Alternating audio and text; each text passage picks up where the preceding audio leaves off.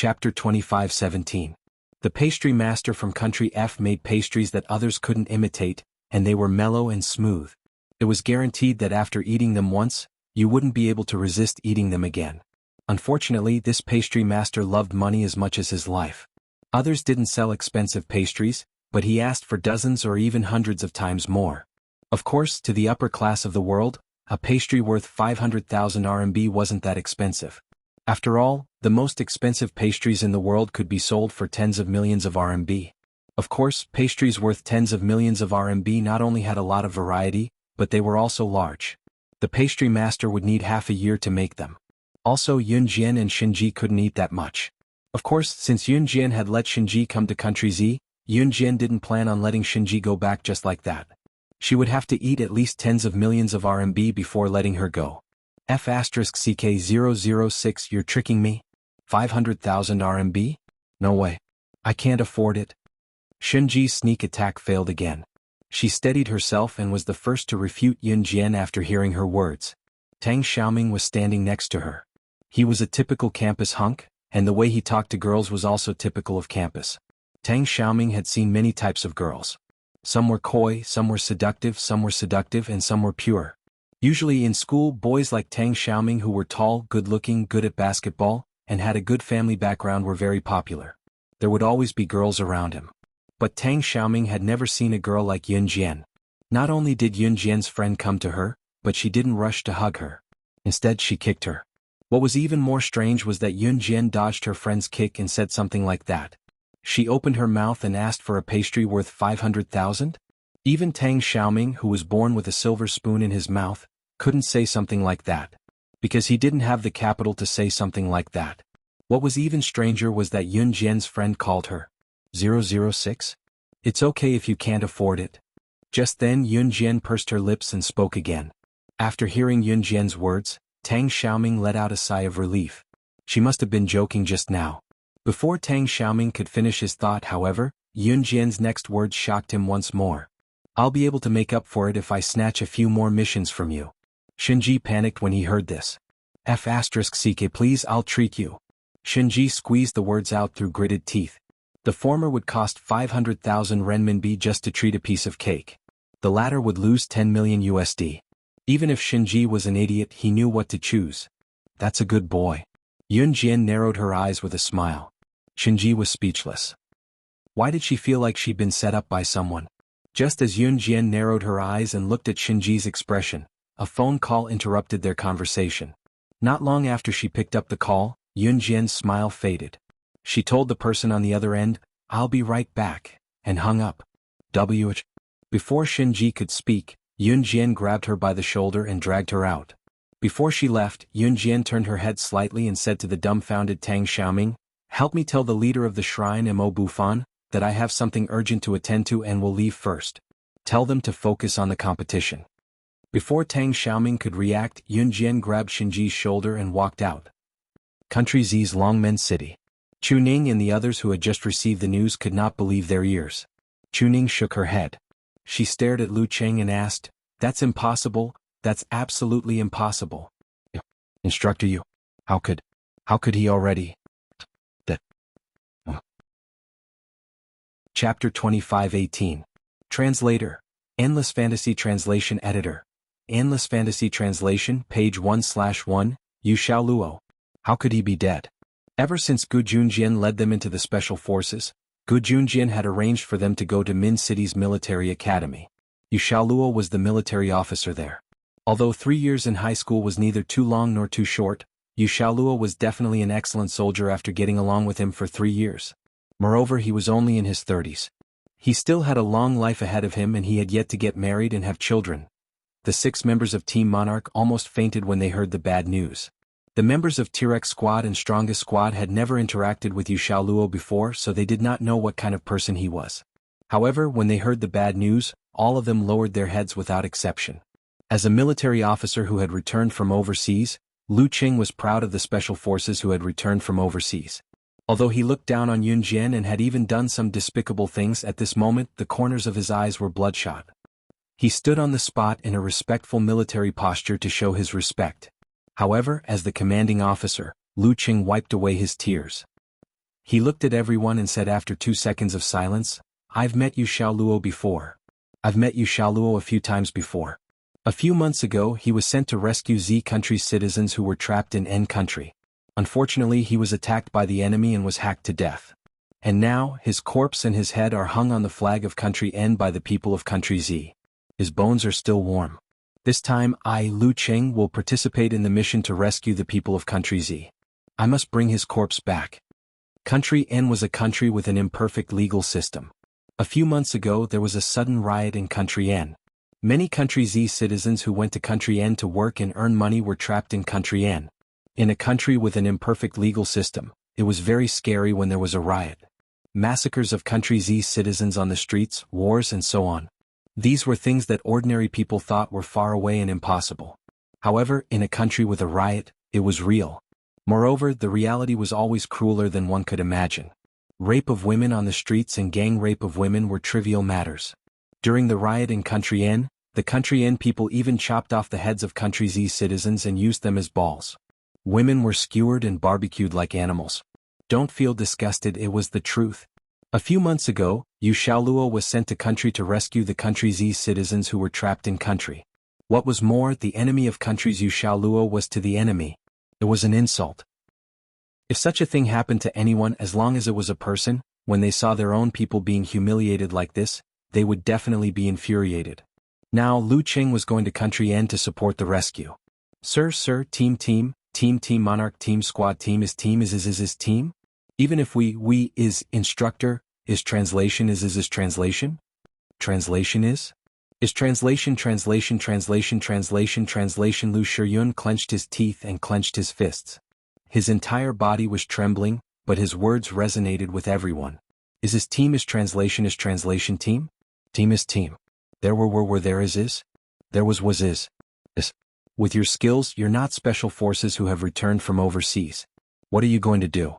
Is to die. RRR.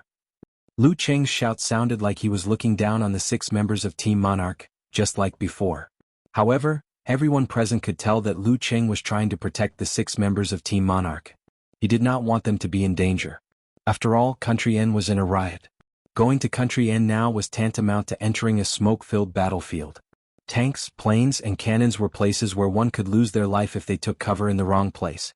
Lu Qing dared not let the 6 members of Team Monarch go to such a dangerous place. This kind of mature adults should be handed over to them to do. Little brats. Why are you interfering?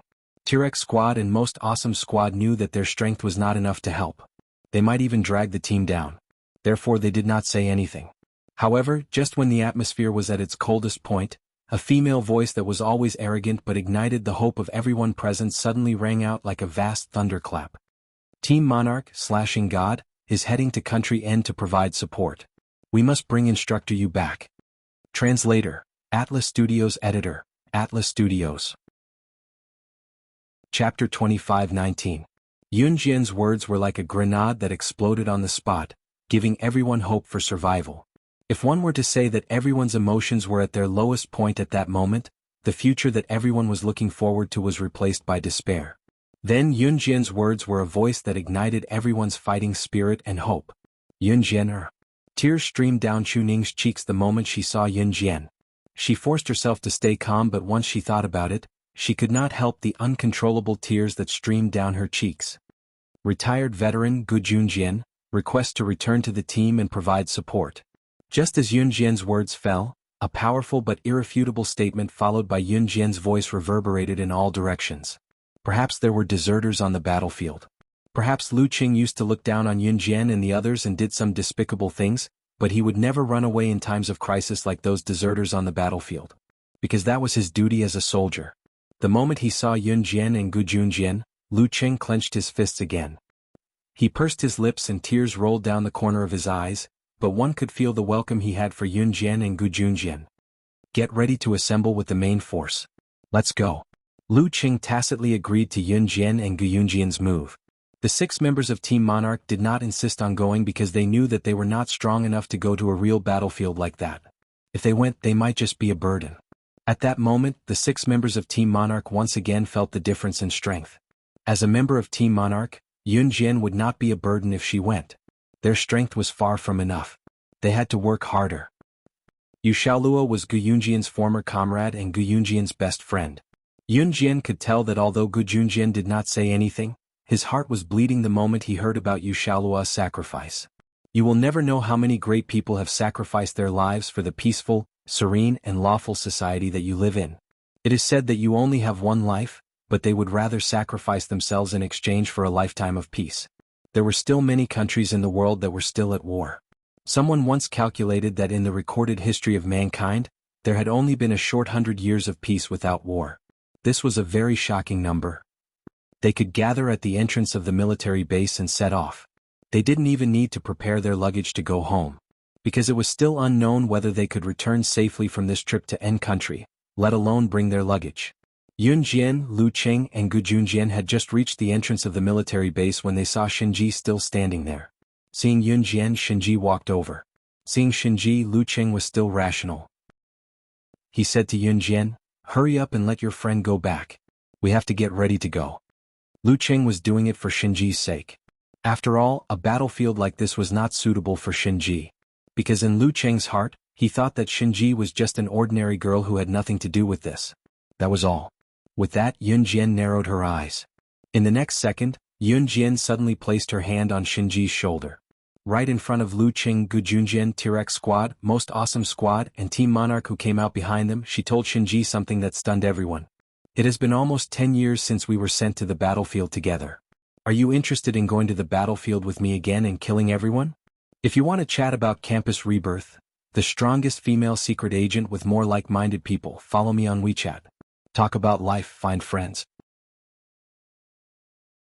Chapter 25-20. Translator, Endless Fantasy Translation Editor. Endless Fantasy Translation Translator. Endless Fantasy Translation Editor. Endless Fantasy Translation. When Yun Jian, Shinji and Mad Dragon were in Anhun, they stood out from the other assassins trained by Anhun. After a few years of training, Yun Jian, Shinji and Quang Long were the only ones who survived among the thousands of people.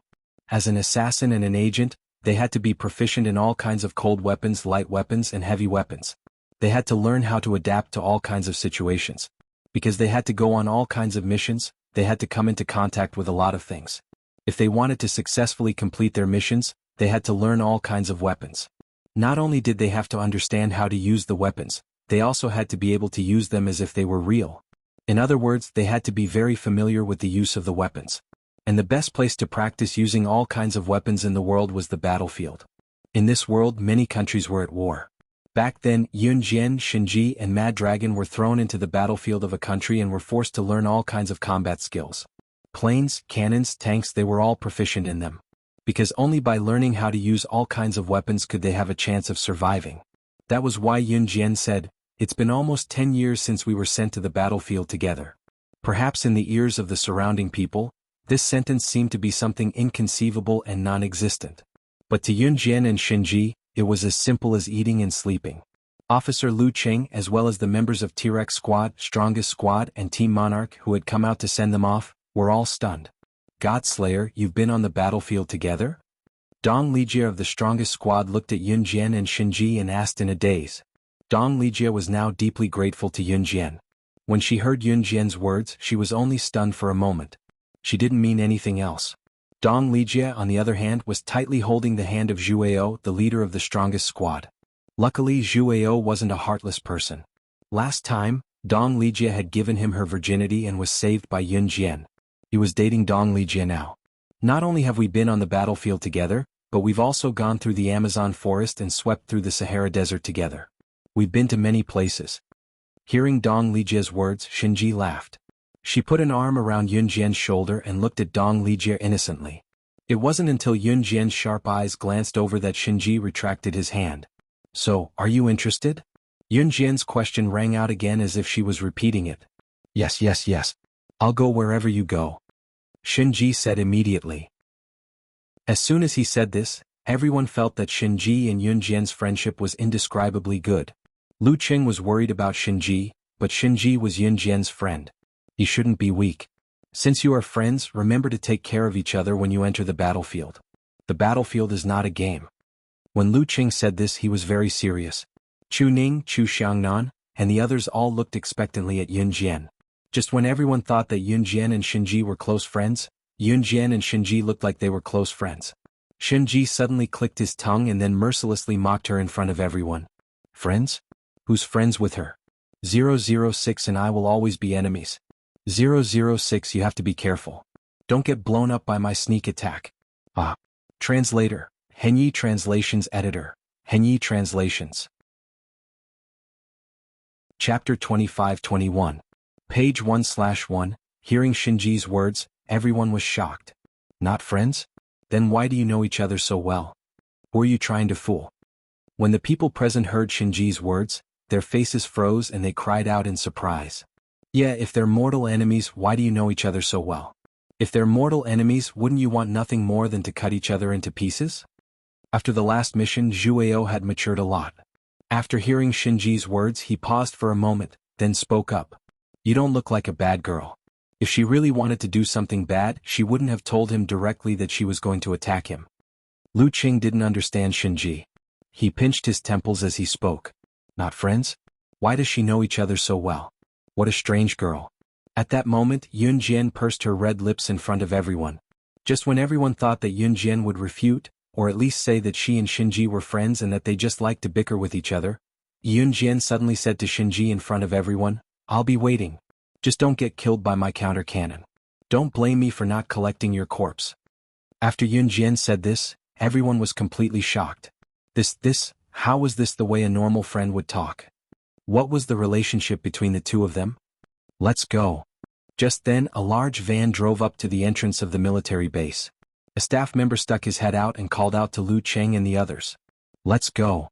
Lu Qing saluted the members of the three teams, as well as the entrance of the military base. His eyes reddened as he turned around and walked into the bottom of the van, climbing onto the back. This van was originally used to transport goods. It was very big. Once the back door was closed, it was surrounded by airtight walls. Yun Jian and Shinji were the second to easily jump into the back door of the van. Good Yun Jian followed closely behind. After the group of people got on the van, the door was closed by the man who was driving the van. He was dressed like a staff member. This man dressed as a staff member was actually a soldier who had been sent as reinforcements. It wasn't easy to cross the border of N country. Of course, there was already a riot in N country, so they couldn't care that much. So all the special forces sent as reinforcements sat in the back of the van, making up the numbers and sneaking into N country. There were already quite a number of people sitting in this large van, all of whom were dressed normally. As soon as Yun Jian entered the van, someone lit up the light for Yun Jian and the others. Both Yun Jian and Shinji had excellent night vision, so they could see the people inside the carriage clearly. With the light, the interior of the van stand out. There were more than a dozen special forces soldiers in the carriage. They were all dressed in ordinary clothes and had rifles in their hands. It looked like they were resting with their eyes closed. The special forces soldier who lit the lighter glanced at Yun Jian and Shinji, then said to the four newcomers, "Go ahead and pick up a weapon. Go to the side and pick a weapon that suits you. Our car hasn't reached the border of country N. When we reach the border, the real battle will begin at any time." With that, the special forces soldier looked at Yun Jian and Shinji. "Little girls, remember to follow behind us. Don't go against those people." Shinji wasn't happy with that. She immediately replied, "Remember to follow me. I'll make sure you don't die." Translator, Henyi Translations Editor, Henyi Translations. Chapter 25-22. Shinji was a rather casual person. She would never force herself to say anything she wanted to say. As a result, these extremely arrogant words, which sounded to the ears of outsiders, were blurted out just like that. Yun Jian only glanced at Shinji. She didn't reach for the guns on the side. Instead, she leaned on the side and closed her eyes to rest. "Little girl, you've got some guts." The special forces soldier laughed after hearing this. Actually, to everyone in the car, this trip to N country was a matter of life and death. Perhaps they would never be able to return to their beloved country. But at this moment, no one was afraid. The special forces soldier chuckled and looked at Shinji. He introduced himself with interest. "I'm Shinji. My name is Jingning. My surname is Dan." Everyone was named Jingning. Seeing that Yun Jian had already sat down on the ground, Shinji also sat down, ignoring Dan Jingning. Dan Jingning wasn't angry. He laughed happily. His 40-something-year-old face suddenly had a trace of amusement on it. He had been determined to die in this mission and had lost all hope for the future. These two girls, one was very arrogant, the other completely ignored him. Perhaps the arrival of these two girls would bring a trace of joy to the last journey of his life. The van drove for a day and a night before finally arriving at the border of N country. There were people guarding the border of N country. They were probably part of N country's civil war. The driver had obviously forged a pass. At the entrance of N nation's border, after showing the military personnel their passes, they drove the large vans into N nation's territory. But just as the van was allowed to drive into N country's border, everyone in the car was on high alert. If they were discovered by the people outside, they would be greeted with a bloody battle. Get down. Just as everyone relaxed their vigilance, a clear voice that only the people in the van could hear suddenly rang out. The voice came from Yun Jian's mouth. The people in the van didn't have time to understand what Yun Jian meant. But they were all martial artists.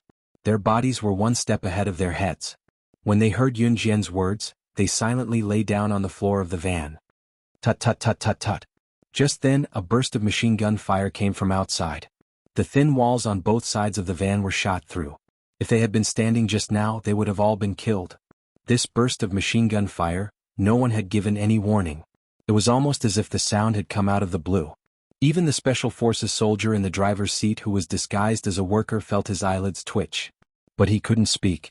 If he revealed even the slightest flaw, the army would discover the dozen people in the van. Finished? There's no sound of people inside. It's definitely the goods. A soldier from N country walked up to his leader and reported. Fire, the leader said.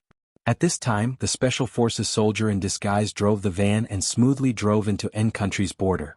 Until they stopped at a safe area. The Special Forces soldier in disguise opened the back door. Seeing that everyone was fine, he let out a sigh of relief.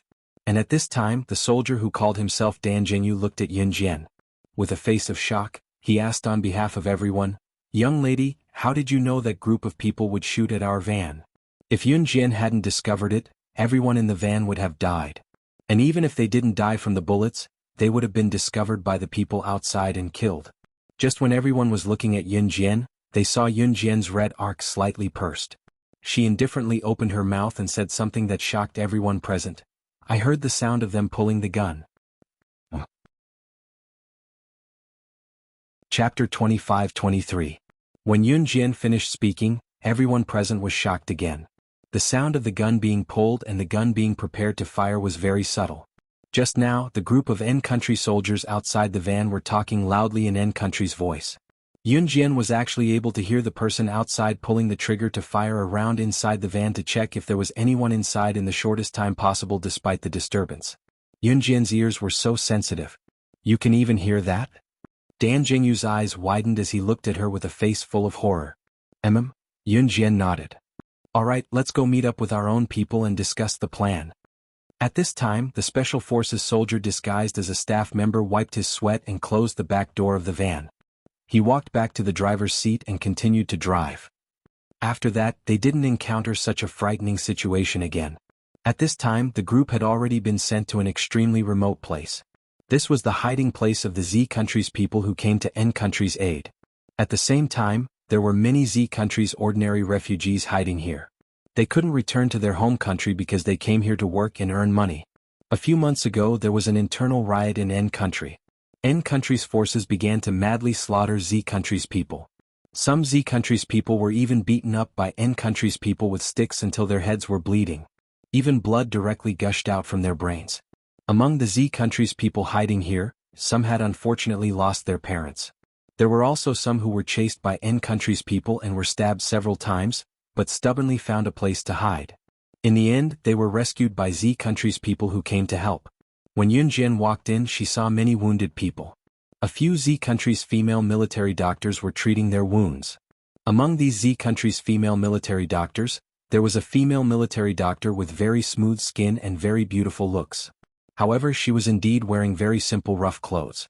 She walked towards the Special Forces soldier who disguised as a staff member and brought them into N country. Zhang Hang, you know that we don't have enough military doctors, so you brought us 2 new military doctors?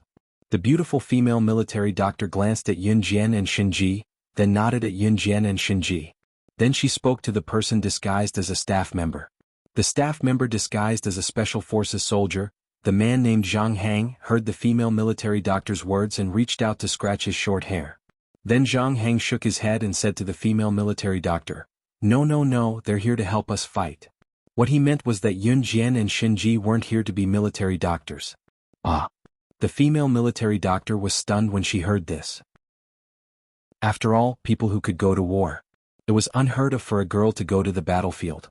Can they really fight on the battlefield with their skinny arms and legs?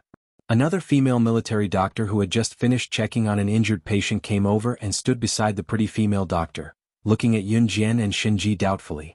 Just now this little girl saved a whole car of people. Dan Jianghu couldn't help but say. Hearing this, the female military doctors and the group of injured people all blinked in shock. "We don't have enough weapons. Now we need to go out and get some guns from the N people," Zhang Hang said.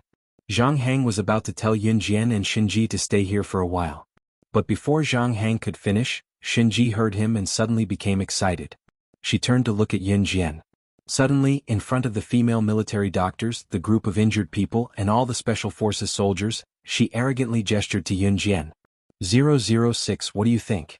Do you want to go steal some tanks from the N people to practice? Let's have a competition. Whoever steals the most tanks in 10 minutes wins. The winner will treat us to a feast. Come. Wonderful book house.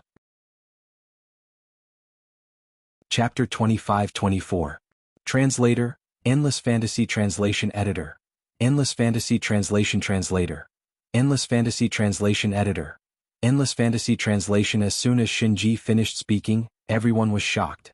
Especially the female military doctor who had come over to question whether Yun Jian and Xin Ji could really go on the field with their skinny limbs. This female military doctor was called Wang Xuefei. She was a battlefield female military doctor. The other one was very pretty, and she was the first to greet Zhang Hang. Her name was Zhang Meili. Zhang Meili, as her name suggested, was indeed very pretty. When she heard Yun Jian and Xin Ji's conversation, Wang Xuefei froze. Dan Jianghu, Zhang Hang, Zhang Meili, and the others who were standing nearby, as well as the injured lying on the ground, were completely stupefied by the conversation between Yun Jian and Xin Ji. It should be known that Zhang Hang and the others had sneaked out to steal firearms from the people of N country during the riots. It was very dangerous for them to return with firearms, and they could lose their lives at any time. But this woman who came with Yun Jian actually said to Yun Jian that they were going to steal tanks from the N nation people for fun. The two of them wanted to compete to see who could steal the most tanks. What were they doing? Were they daydreaming? Even Lu Cheng's face was pale with fright.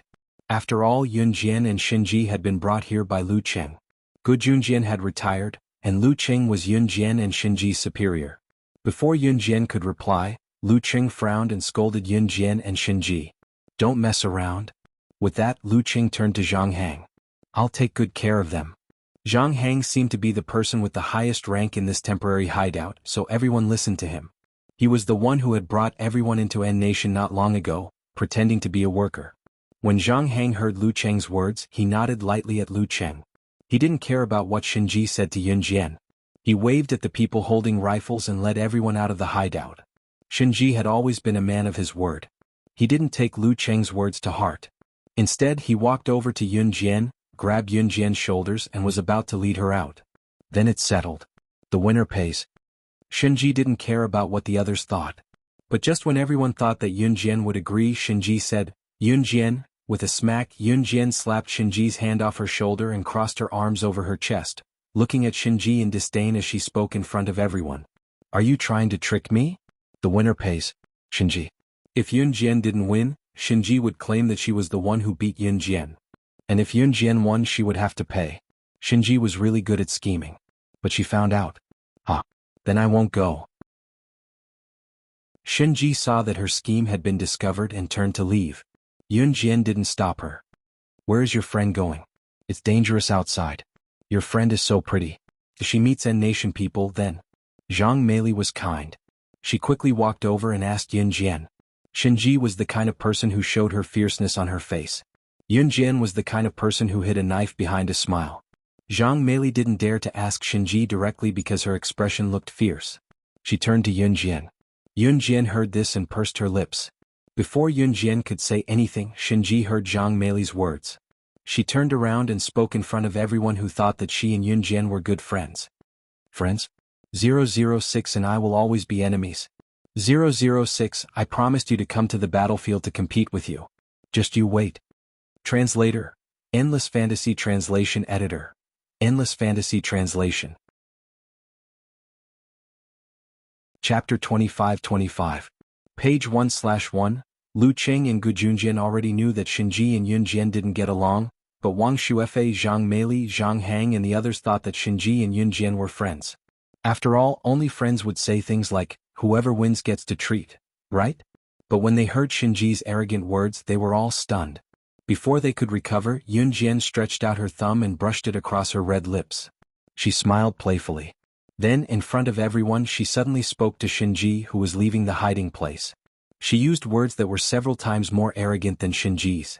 095, I accept your challenge. But before that, don't die on this battlefield or I won't collect your corpse. 095 was Shinji's number. The two of them had always called each other by their numbers in Han. Hearing Yun Jian's words, everyone was stunned again. After all, Yun Jian and Shinji's words and actions, as well as the way they talked, were very unusual. Not only did they call each other by numbers, but they also refused to admit that they were friends. How could friends be like this? And Shinji's murderous aura was fierce, as if she was determined to fight Yun Jian to the end. It was as if she would never be satisfied until she defeated Yun Jian. Ha, I love hearing that. Shinji suddenly smiled a hair-raising smile. In the next second, she disappeared from her hiding place.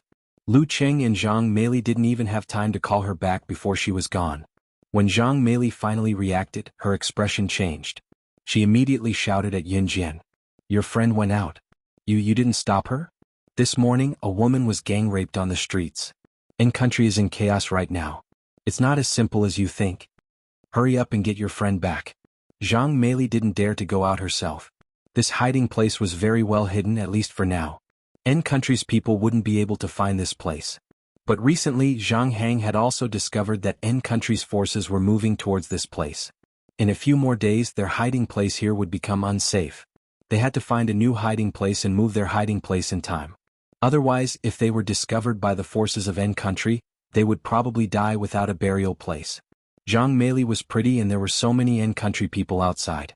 She didn't dare to chase after Shinji, so she could only say this to Yun Jian. Zhang Meili meant well. After all, normal people wouldn't say such things to Yun Jian at a time like this. Since Meili had spoken, it was time for Yun Jian would go find Shinzazazaz. Contrary to everyone's expectations, Yun Jian merely pressed her lips together. She had no intention of going out to look for the man. Instead, she went to the stairs and sat down in front of everyone, not minding the filth. She closed her eyes and said, I'm sorry. Just let her leave. She won't die anyway. The way he said it, when everyone heard this, they were even more stunned. How can you be so vicious? Even if she's not your friend, she should be someone who came with you. How can you do this? Wang Shuefei didn't like Yun Jian and Shinji at first. The two girls were actually here to support the battle. Now that she heard Yun Jian's words, she was even more pissed. Before Wang Shuefei could finish, however, Yun Jian spoke before her. What she said struck fear into everyone's heart. Don't worry. With her strength, she won't die. She won't die on the battlefield. If she dies, she'll die by my hands. Translator. Henyi Translations Editor. Henyi Translations. Chapter 25-26. Translator. Endless Fantasy Translation Editor. Endless Fantasy Translation, page 1/1.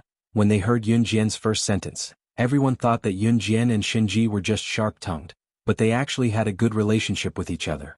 It was the kind of person who had a sharp tongue, but both of them treated each other as their best friends. However, when they heard Yun Jian's next sentence, everyone lost their composure.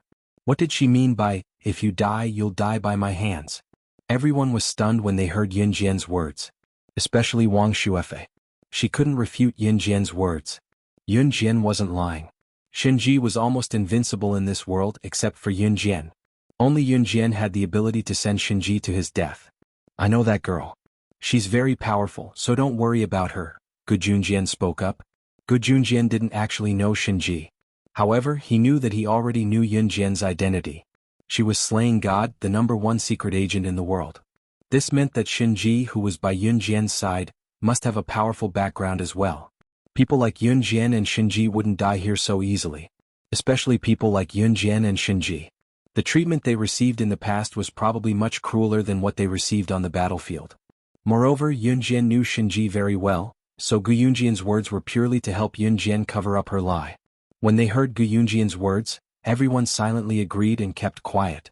After all, no one had forgotten their original intention of coming here. Those who were present did what they were supposed to do, and those who had nothing to do closed their eyes and rested, because there was no telling when a fierce battle would break out. At night, Zhang Hang and the rest returned from outside. The people who followed Zhang Hang out were more or less armed. It was obvious that they had taken these guns from the N Nation people. At that time, after Zhang Hang and the others entered the hiding place, a few people behind them supported a more seriously injured person into the hiding place. The people who went out were more or less bruised. The people who were quickly helped in later were the most seriously injured. Both of his legs were hit by bullets. Quick, take a look at his injuries.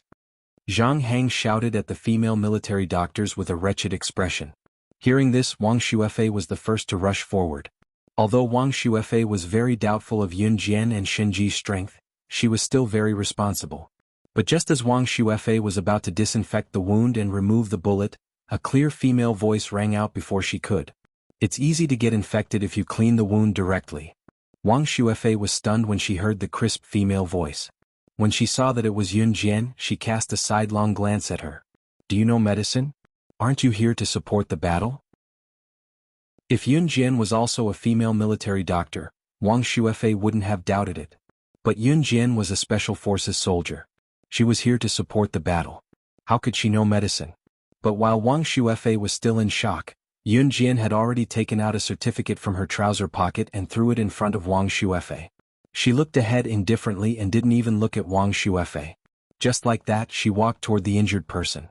At the same time, everyone's eyes widened. This is the certificate of a top international medical expert. There is a seal on it. His wounds must be treated immediately, or there will be a risk of amputation. Please make way. Translator, Atlas Studios Editor, Atlas Studios. Chapter 25-27. Yun Jian didn't reveal her identity as the Hand of Death. She didn't want to cause trouble. Yun Jian had specially prepared this international top medical expert certificate just in case. Sure enough, when they heard Yun Jian's words, the people who were about to scold Yun Jian for causing trouble all widened their eyes. International top medical expert certificate? This thing wasn't that easy to obtain. To obtain this thing, one had to be an international top medical expert. Wasn't she here to support the battle? How could she have such a thing in her hands? After hearing Yun Jian's words, everyone present was dumbfounded. By the time everyone came back to their senses, Yun Jian had already replaced Wang Xuefei and walked to the injured team member. Holding a scalpel, she cleaned the scalpel in the fastest way possible. Following a very standard and skillful knife technique, she removed the bullet from the injured team member and cleaned the wound. 10 minutes later, the surgery that would have taken a few hours was completed by Yun Jian just like that. At the same time, Yun Jian tied 2 bow ties around the wound on the team member's legs. At that time, everyone had yet to recover from their shock. Change the dressing on time. I'm going to rest. At this moment, Yun Jian stepped on the edge of the certificate that she had just thrown on the ground. Her foot sent the certificate flying into the air. She gently reached out her hand and grabbed the document without even looking at it. She didn't even bend her back. She stuffed the certificate back into her trouser pocket and walked away after saying this. Seeing this, Zhang Hang heaved a sigh of relief, but at the same time, he looked in the direction Yun Jian had left in for a few seconds. He had already cursed several times in his heart. Damn it, where did this talent come from? He actually met her. However, Zhang Hang didn't say anything else.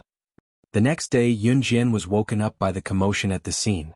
She wasn't in a deep sleep, so she woke up quickly. She stood up and went downstairs. Then Zhang Hang said to everyone with a pale expression, "Everyone, follow Officer Gu Junjian and evacuate quickly. Move quickly. Our hiding place has been discovered. It's the people from Country N. They are now attacking us with tanks. If we're any later, all of us will die here." Zhang Hang's words made everyone turn pale with fright. Everyone was so nervous that their expressions changed drastically. A few ordinary people from Country Z were so scared that they started crying in public. After saying this, Zhang Hang led a group of Special Forces soldiers who had come to support the battle in the direction of the N Nation's tanks. They had to find a good place to block that group of people and fight for a chance for everyone to escape. By the time Zhang Hang and the others arrived at the scene, the people from Country N had already started to drive their tanks over while firing their cannons. Firearms were completely useless against tanks. "Captain, what should we do?" Someone looked at Zhang Hang and asked. "We have no choice but to use grenades and human flesh." Zhang Hang clenched his fists and gritted his teeth. The bottom of the tank was the fatal point. If he wanted to blow up a tank, he would have to rush to the bottom of the tank with a bag of explosives and use his own death in exchange for the destruction of the tank. And now there was no other way. Just when everyone had lost the confidence to survive, they could only stall for a little bit of time so that the people behind them could escape quickly. However, one of the enemy's tanks suddenly changed direction. Then, with a boom, this tank suddenly helped them and bombed Country N's tanks. This was definitely a shocking scene. But just as everyone present was shocked by the scene in front of them, they couldn't believe that the enemy's tank would suddenly bomb their own tank. Zhang Hang suddenly looked into the distance. He remembered that when he came out, he seemed to have seen Yun Jian not leave with the main group. Instead, she followed them here, but now she was nowhere to be seen. His pupils suddenly widened, and in front of everyone, he was shocked. "That tank, it's her. It's her. She really stole the N Nation's tank." If you want to talk about campus rebirth, the strongest female agent with more like-minded people, follow Excellent Reading Literature on WeChat. Talking about life, looking for a confidant. Chapter 25-28. Translator. Endless Fantasy Translation Editor. Endless Fantasy Translation, page 1/1. Many colors flashed across Zhang Hang's face at this moment. However, from the colors in his eyes, one could tell that he was deeply shocked by what was happening in front of him. "Captain, you're saying, even the group of special forces beside Zhang Hang, who were also dressed like ordinary refugees but carrying guns in their hands, who had come all the way from Z country to provide support, widened their eyes in surprise when they saw the enemy tank in the distance suddenly helping them fight against their own tank. Gu Junjian led everyone to retreat from the rear while Lu Qing followed Zhang Hang and the others to defend against the attack of the N Nation people. This was the original arrangement." At this time, after Lu Qing heard Zhang Hang's words, his pupils suddenly widened to the maximum. He stared at the tank that suddenly helped them to bombard the N Nation people and said in shock, "Could it be her? It's really her. It's the killing god." Boom, boom, boom, boom. In the next second, Lu Qing's words were drowned out by the explosions of the tanks that had suddenly turned around to attack them.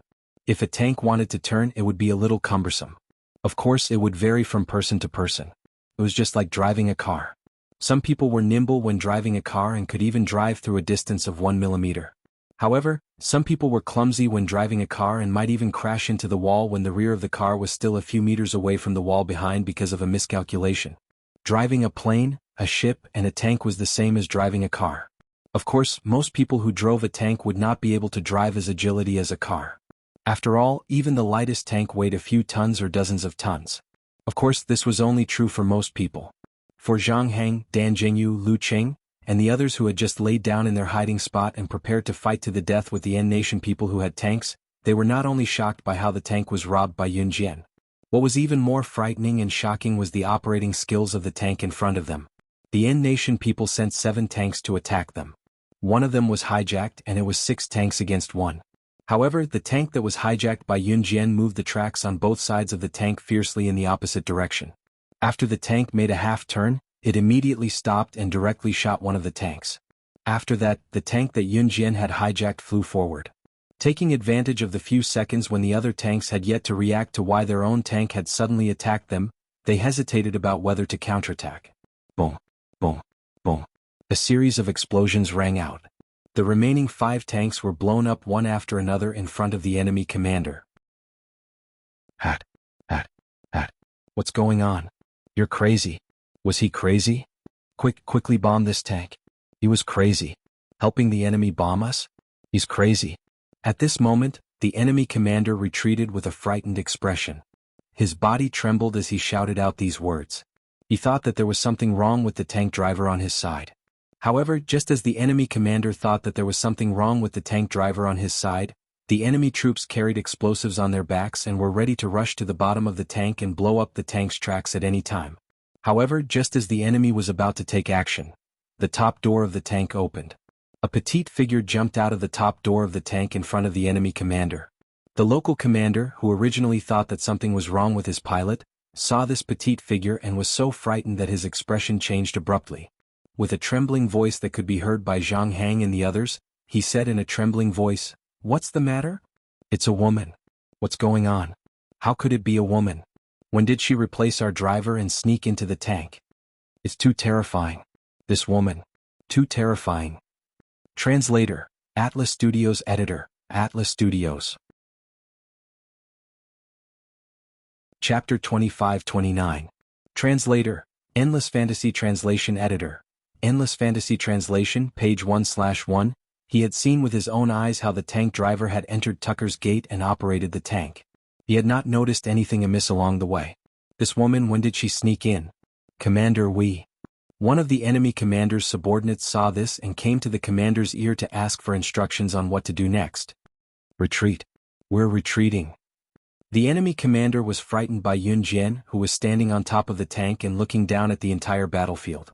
Even though he was leading over 1,000 men and had the support of the original 7 tanks, he was still completely shocked by Yun Jian's methods. The group of people quickly turned around and retreated. Zhang Hang and the rest who were standing far away were stunned when they saw this. "Ah, Lu Qing, I didn't expect you to have such a powerful subordinate under you." After recovering from the shock, Zhang Hang patted Lu Cheng's shoulder and laughed out loud. Although Zhang Hang and the rest did not understand what the group of N-Nation people were saying, they could tell that the group of N-Nation people were probably planning to retreat. They did not even want to kill Yun Jian, who was standing on top of the tank and looked so easy to deal with on the surface. "Sir, you're too kind."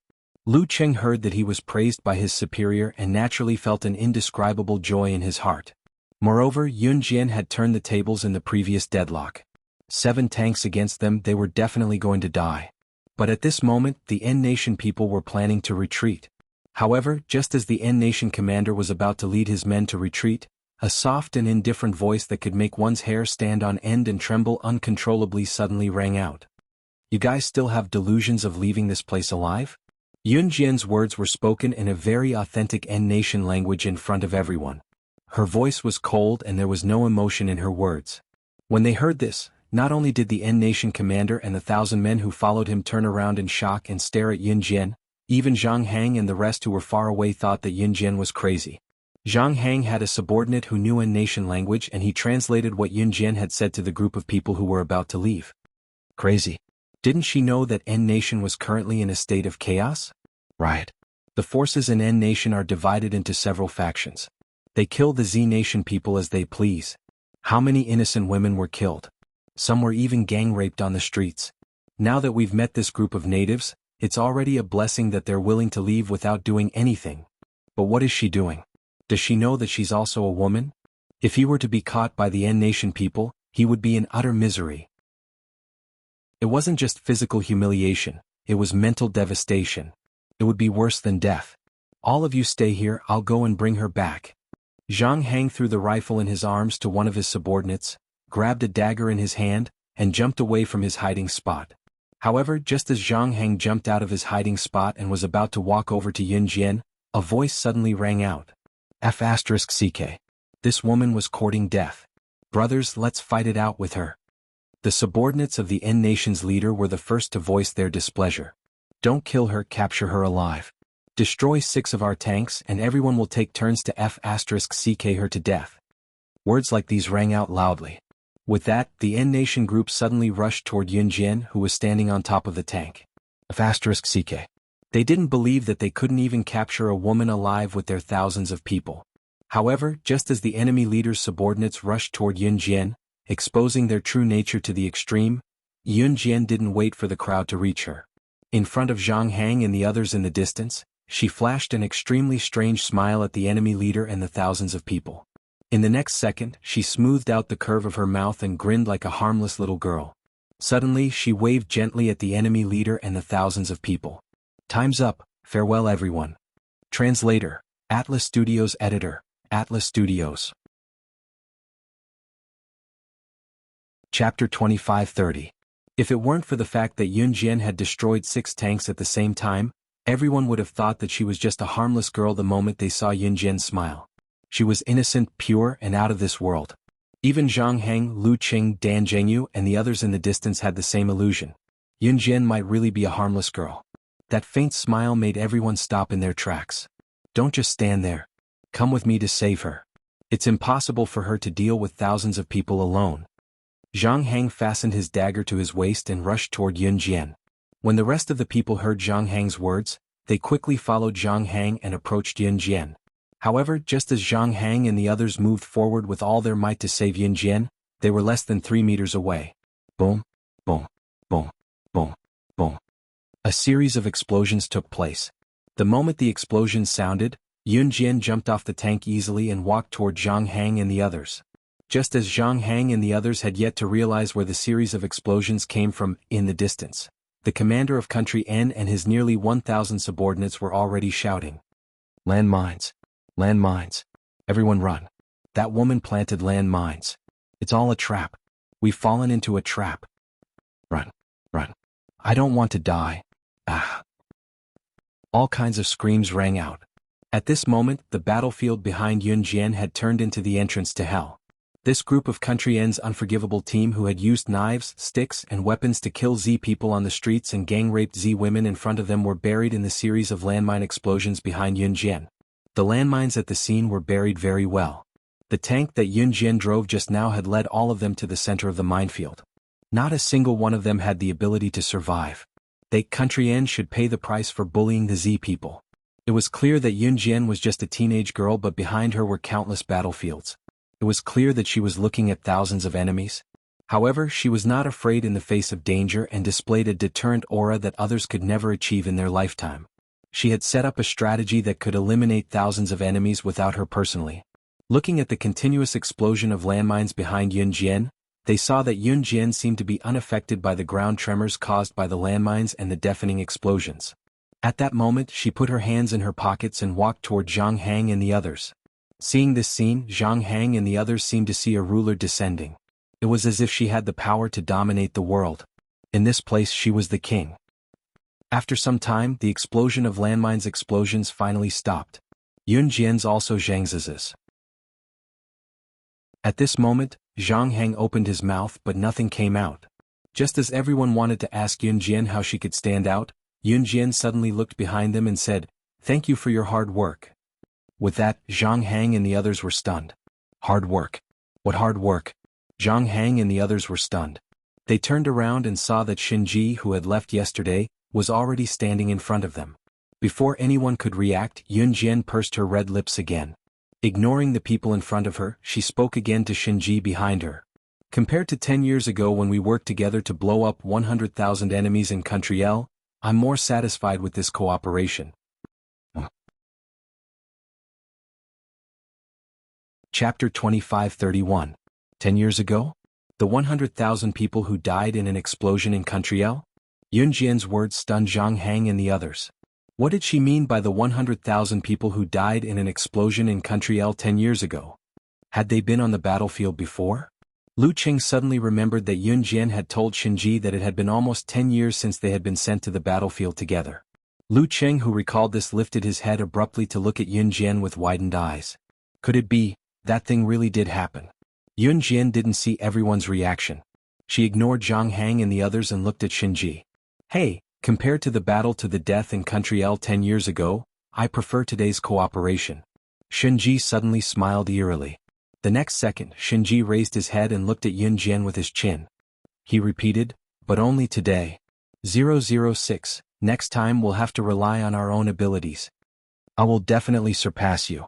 Just you wait. Shinji had never changed his belief. In other words, surpassing Yun Jian had become Shinji's motivation to survive. It was an indispensable source of motivation for Shinji. Yun Jian narrowed her eyes and silently agreed. By the time they found the new hiding place that Gu Junjian and the refugees from Country Z had found, it was already the morning of the next day. As soon as he saw Yun Jian and the others return, Gu Junjian and the others surrounded them and asked worriedly, "Are you hurt? Bro, you're lucky to have a daughter like this." Zhang Heng's first words were praise for Gu Junjian.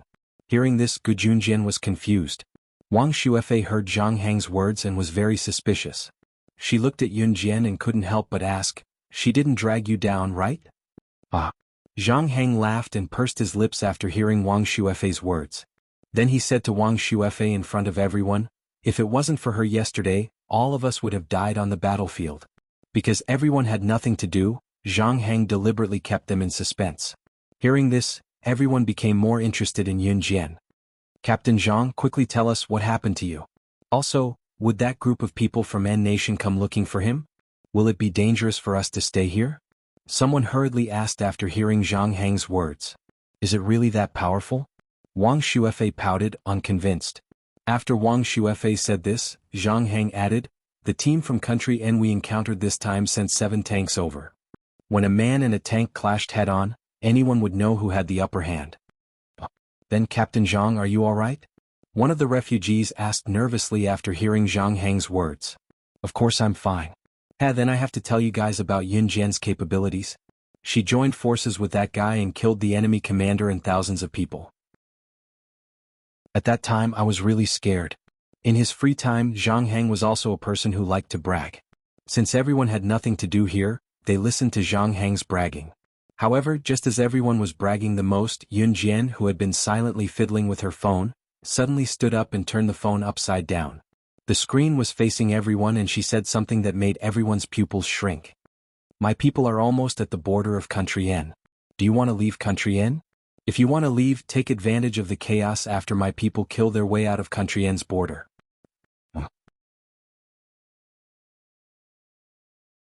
Chapter 2532. This time, Zhang Heng, Dan Zhengyu, and the rest brought Lu Qing, Gu Junjian, and the rest of the special forces into country N to provide support. Their mission was not to start a war with country N. Their goal sounded simple, but it was rather difficult to achieve. It was to bring all the refugees from country Z who were scattered all over country N back to their country safely. No matter where you went in the world, the country would never give up on you. Therefore, Zhang Heng, Dan Zhengyu, and the rest led the team and risked their lives to come to country N. Of course, out of selfishness, they also wanted to bring back the bodies of their comrades who had unfortunately died in country N back to their motherland. At present, there were hundreds of refugees from country Z hiding in this hideout. Zhang Heng dared to take the risk of bringing Yun Jian and the rest into country N because even if something unexpected happened, Yun Jian and the rest would definitely have the ability to protect themselves. However, this group of refugees was different. They were just ordinary people. If anything happened, they would definitely die. Moreover, with hundreds of people traveling together, it was very likely to attract attention. Therefore, Zhang Heng and the rest had been waiting for the opportunity to send this group of refugees back to their country. But now, Yun Jian suddenly stood up and told him that there was such an opportunity to send this group of refugees who had been innocently affected by the recent riot back to their country. This was great news for Zhang Heng and the rest. Just a moment ago, Zhang Heng was still bragging to everyone about Yun Jian's ability on the battlefield. At this moment, Zhang Heng had already jumped down the stairs and rushed to Yun Jian. He asked in surprise, "Really? Yun Jian, is the information you gave me accurate? What are the chances of success?" Yun Jian's words gave the refugees lying around a glimmer of hope for survival. However, just as a glimmer of hope ignited in everyone's hearts, Yun Jian suddenly said, 50%. After speaking, she emphasized again, "Only half of you here can leave country N alive. When my people kill their way into country N's borders, you must take advantage of the battle between the two sides to rush out of country N's borders. Because if we win the battle, country N will immediately send troops over. If you don't take advantage of the chaos and leave quickly, you will be killed on the spot by the country N army coming from behind. By then, none of you will be able to escape." What he meant was that if they wanted to take advantage of this opportunity to leave N country, they had to rush out of N country while Yun Jian's men were fighting with N country's troops stationed at the border. If he was careless and got hit in a vital spot, then he could only blame himself for being careless. All the refugees and special forces, including Zhang Heng, who had their hopes rekindled, fell into silence again at her words. What Yun Jian was implying was that out of the hundreds of people present, only half of them could leave country N alive if they chose to leave. A 50% survival rate. Why? Why did we have to encounter such a thing? I'm just going to country N for a vacation. Why did something like this happen? Aren't you soldiers very powerful? It wasn't easy for us to survive until now, but you're telling us that only half of us can leave this place alive. I don't want to stay in this damn place anymore. You want to take us away. You're soldiers, you have to protect us unconditionally. Not long after Yun Jian said this, A trembling male voice that had been suppressed for a long time sounded. The person who spoke was a very inconspicuous middle-aged man squatting in the corner. This middle-aged man wore square-framed glasses and had the aura of a cultured person. My wife died a few days ago. He had been killed by those inhumane people from N country. I don't want to stay here anymore. Aren't you soldiers who serve the people? Then think of a way to get us out of here. Why must there be sacrifices? Aren't you supposed to protect our lives? If you can't even protect our lives, then what's the use of having you here? Perhaps it was because of fear. This middle-aged man who wore glasses and looked very elegant became agitated. When people were in extreme fear and panic, their humanity would be exposed to the highest point. After the middle-aged man finished speaking, those refugees who had been helped by Zhang Hang, Wang Xuefei, Zhang Meili, and the others could no longer hold it in. Because of the fear of death, they shouted endlessly. That's right. Didn't you come to Country N to protect us? If you can't even guarantee our safety, then what's the use of having you here? You still call yourself soldiers. I think you're a bunch of cowards. Take us home. You said you'd take us home. We don't want to die. Why can't you soldiers rush in front of us to protect us?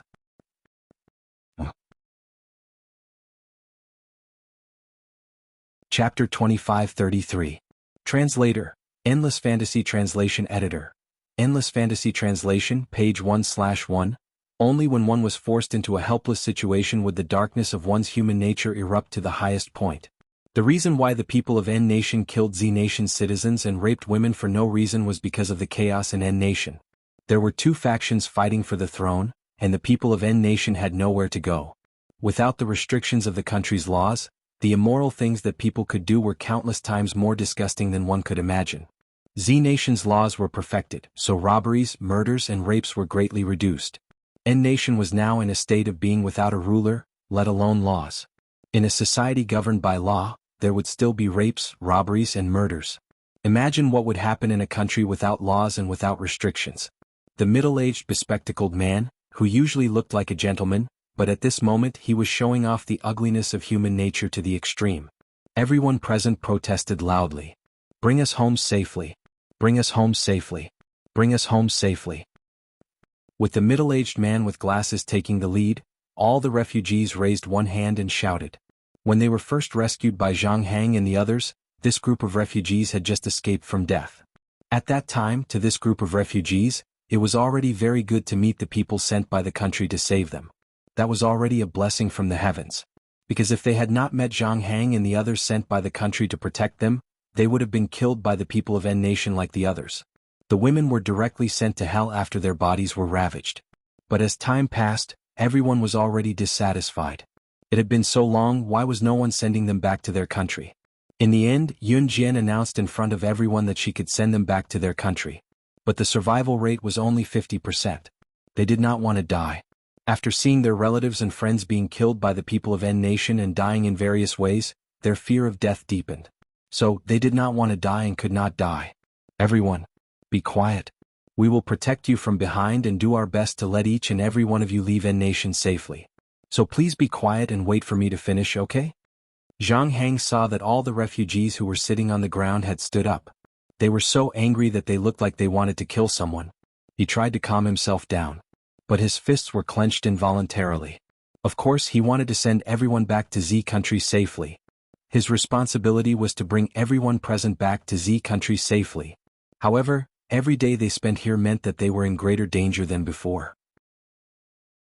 Just like yesterday, if it were not for Yun Jian and Shinji, Zhang Hang and the others would be the first to die, and then the refugees protected by Zhang Hang and the rest. Not a single person could have survived. Zhang Hang had wanted to communicate with the refugees calmly, translation, but the refugees refuted him even. Until we leave N Nation safely. N Nation is. You said that you will when the time is? Is when? Is the time? SN, everyone? The middle-aged man with glasses translation is. That's right. You soldiers must bring us out safely. Otherwise we will not listen. We will not be quiet. Zhang Hang's peaceful words attracted even more angry retorts.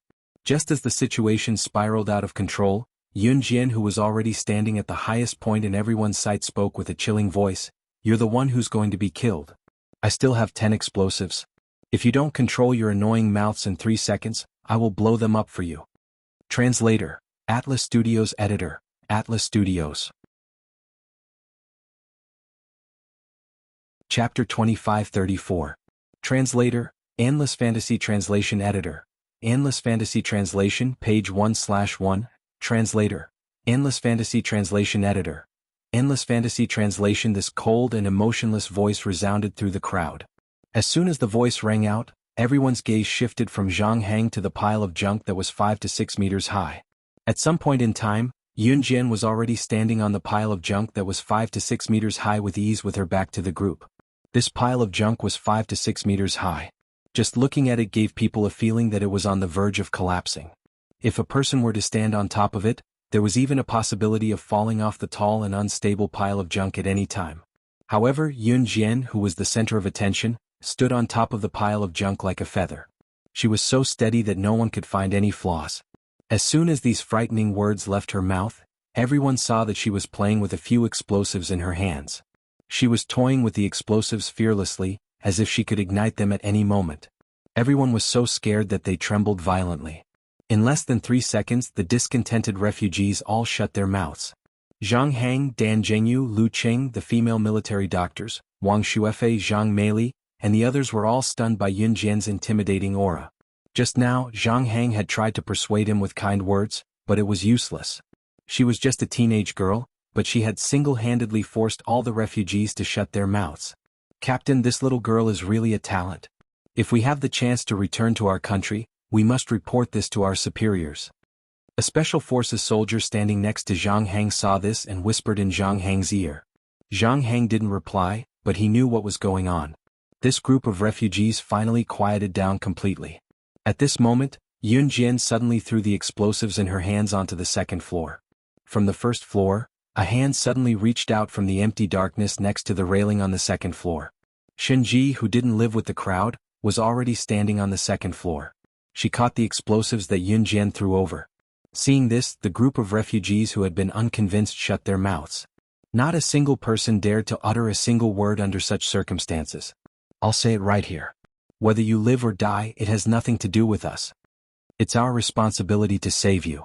But why should we defend you from the enemies again and again just to save you? If we save you, will you take care of us in our old age? If we save you, will you give your lives to us? If we save you, will you do anything for us? Yun Jian suddenly said. When these words were said, the refugees standing on the flat ground were completely speechless. Yun Jian's lips suddenly curled into a red arc. Her indifferent and cold expression made the group of refugees panic for no reason. Just as the group of refugees fell silent, Yun Jian spoke again. This time the group of refugees turned pale with fright. I'm the one who gave you the 50% chance of survival this time. Since I gave you a 50% chance of survival to leave Country N, I have the right to take back this 50% chance of survival. Wait for your deaths in Country N. Translator, Atlas Studios Editor, Atlas Studios. Chapter 2535. Every word that Yun Jian said pierced into their hearts. If the bespectacled man who had started the uprising was still dissatisfied with Yun Jian's statement that they only had a 50% chance of returning to Country Z alive, then this time, Yun Jian would even take back the 50% chance of survival that she had given them. If they stayed in Country N, they would definitely die. You bunch of inhumane people, just wait to die in Country N. At this moment, a refugee who had not spoken since the beginning, an old man who was in his 50s and close to 70 years old, suddenly spoke. As the old man spoke, he hugged his chest and huffed angrily. Just as he said this, the old man leaned against the corner of the wall and sat down. After he sat down, he used the tone of an elder to berate everyone present.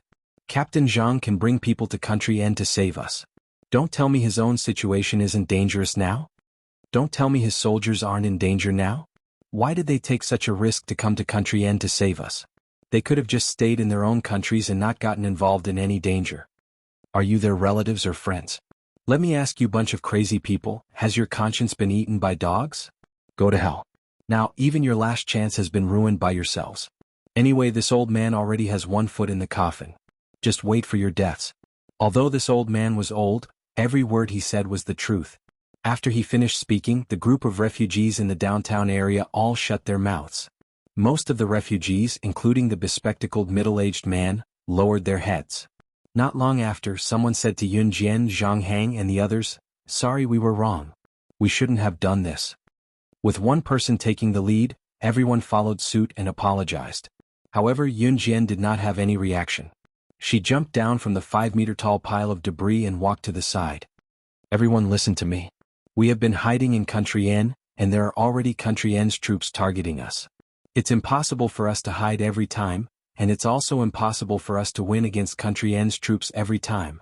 Because we only have so few people. This is probably really the last chance. Whether you choose or not, it's up to you. But here I Zhang express that as soldiers, we will do our best to bring you back home." Zhang Hang waited for everyone to calm down before speaking. If it was said that Yun Jian and Zhang Hang's words had attracted the sarcasm of all the refugees, then at this moment, all the refugees were grateful. In the end, it was only when Gu Junjian stepped in that Yun Jian agreed to reveal the exact time of the battle between her people and the N people. When Yun Jian's men fought against the army at the border of N country, they had to send someone to kill the leader of the army directly to have a chance of winning. "I'm the best at sneaking in and killing the leader of a place. After all, I used to be a spy. Let me do it," Zhang Hang said to a female Special Forces soldier beside him. However, when everyone heard the female Special Forces soldier's words and decided to let her try infiltrating the base, the female Special Forces soldier's voice suddenly rang out. Suddenly, everyone's vision blurred. They saw that Yun Jian was already dressed in a tight suit and tight pants. There was a pistol strapped to her thigh and 2 butterfly knives on both sides of her waist. It was the standard female Special Forces outfit. While everyone was stunned, she said something that made everyone present, including Zhang Hang, Zhang Meili and all the refugees, stunned. "Damn, no one is better at assassination than me. Come. Wonderful book house." Chapter 2536. In the blink of an eye, Yun Jian had already changed into her outfit for the mission. This scene stunned everyone present. The next second, everyone regained their senses. "Are you sure you can do it? When it comes to assassinating the leader of a target, you can only succeed once. Otherwise, you won't have any chance of success if you send someone to assassinate him again." Miss Inu used to be a proper female spy. She even participated in a mission to eliminate a smuggling group 8 years ago. As a female spy, she infiltrated the smuggling group and hid for 5 years. Finally, she became the new leader of the smuggling group and uprooted the entire smuggling group. When it comes to assassination, it's not about brute force. Although I heard that you know how to drive a tank, Miss Inu is still the best at assassination. The bespectacled middle-aged man who had led the protest earlier, who usually looked refined, stood up and said. The middle-aged man who was leading the protest was called He Wen. It was a very simple and honest name. He was born a farmer and spent a few years studying. His academic results were so good that he was always the top student in the city. Because he was too focused on his studies, he even wore glasses. However, when he was in his 2nd year of high school, something happened to his family and He Wen dropped out of school. After that, he wandered around in society and came to Country N to work. He used to be a genius in his studies. Without nurturing, he was no different from an ordinary person now. Now, in order to survive, he refuted Yun Jian's words after hearing them. Inu was the female Special Forces soldier who used to be a spy. Her full name was Lu Inu. Lu Inu had been with the refugees since a few months ago. In Country N, where their lives were in danger and they didn't know if they would have a tomorrow, the refugees only knew to listen to Lu Inu and the others talk about how they used to be Special Forces soldiers.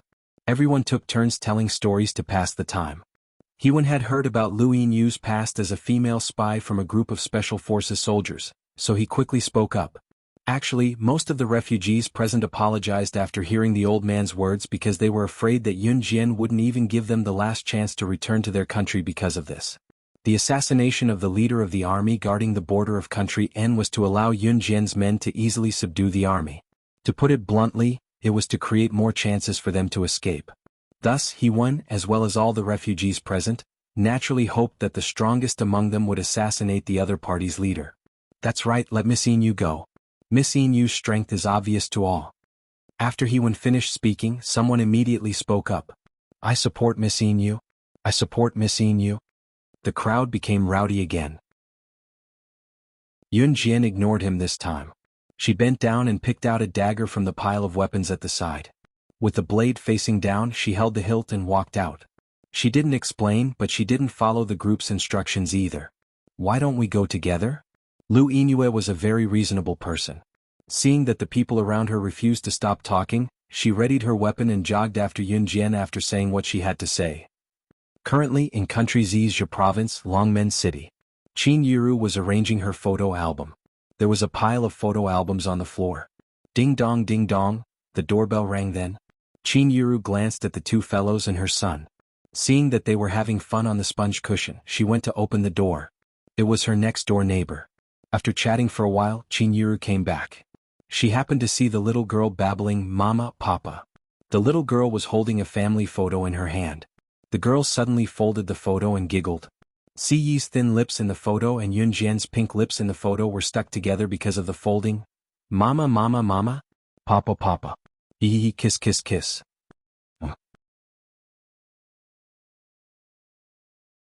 Chapter 2537.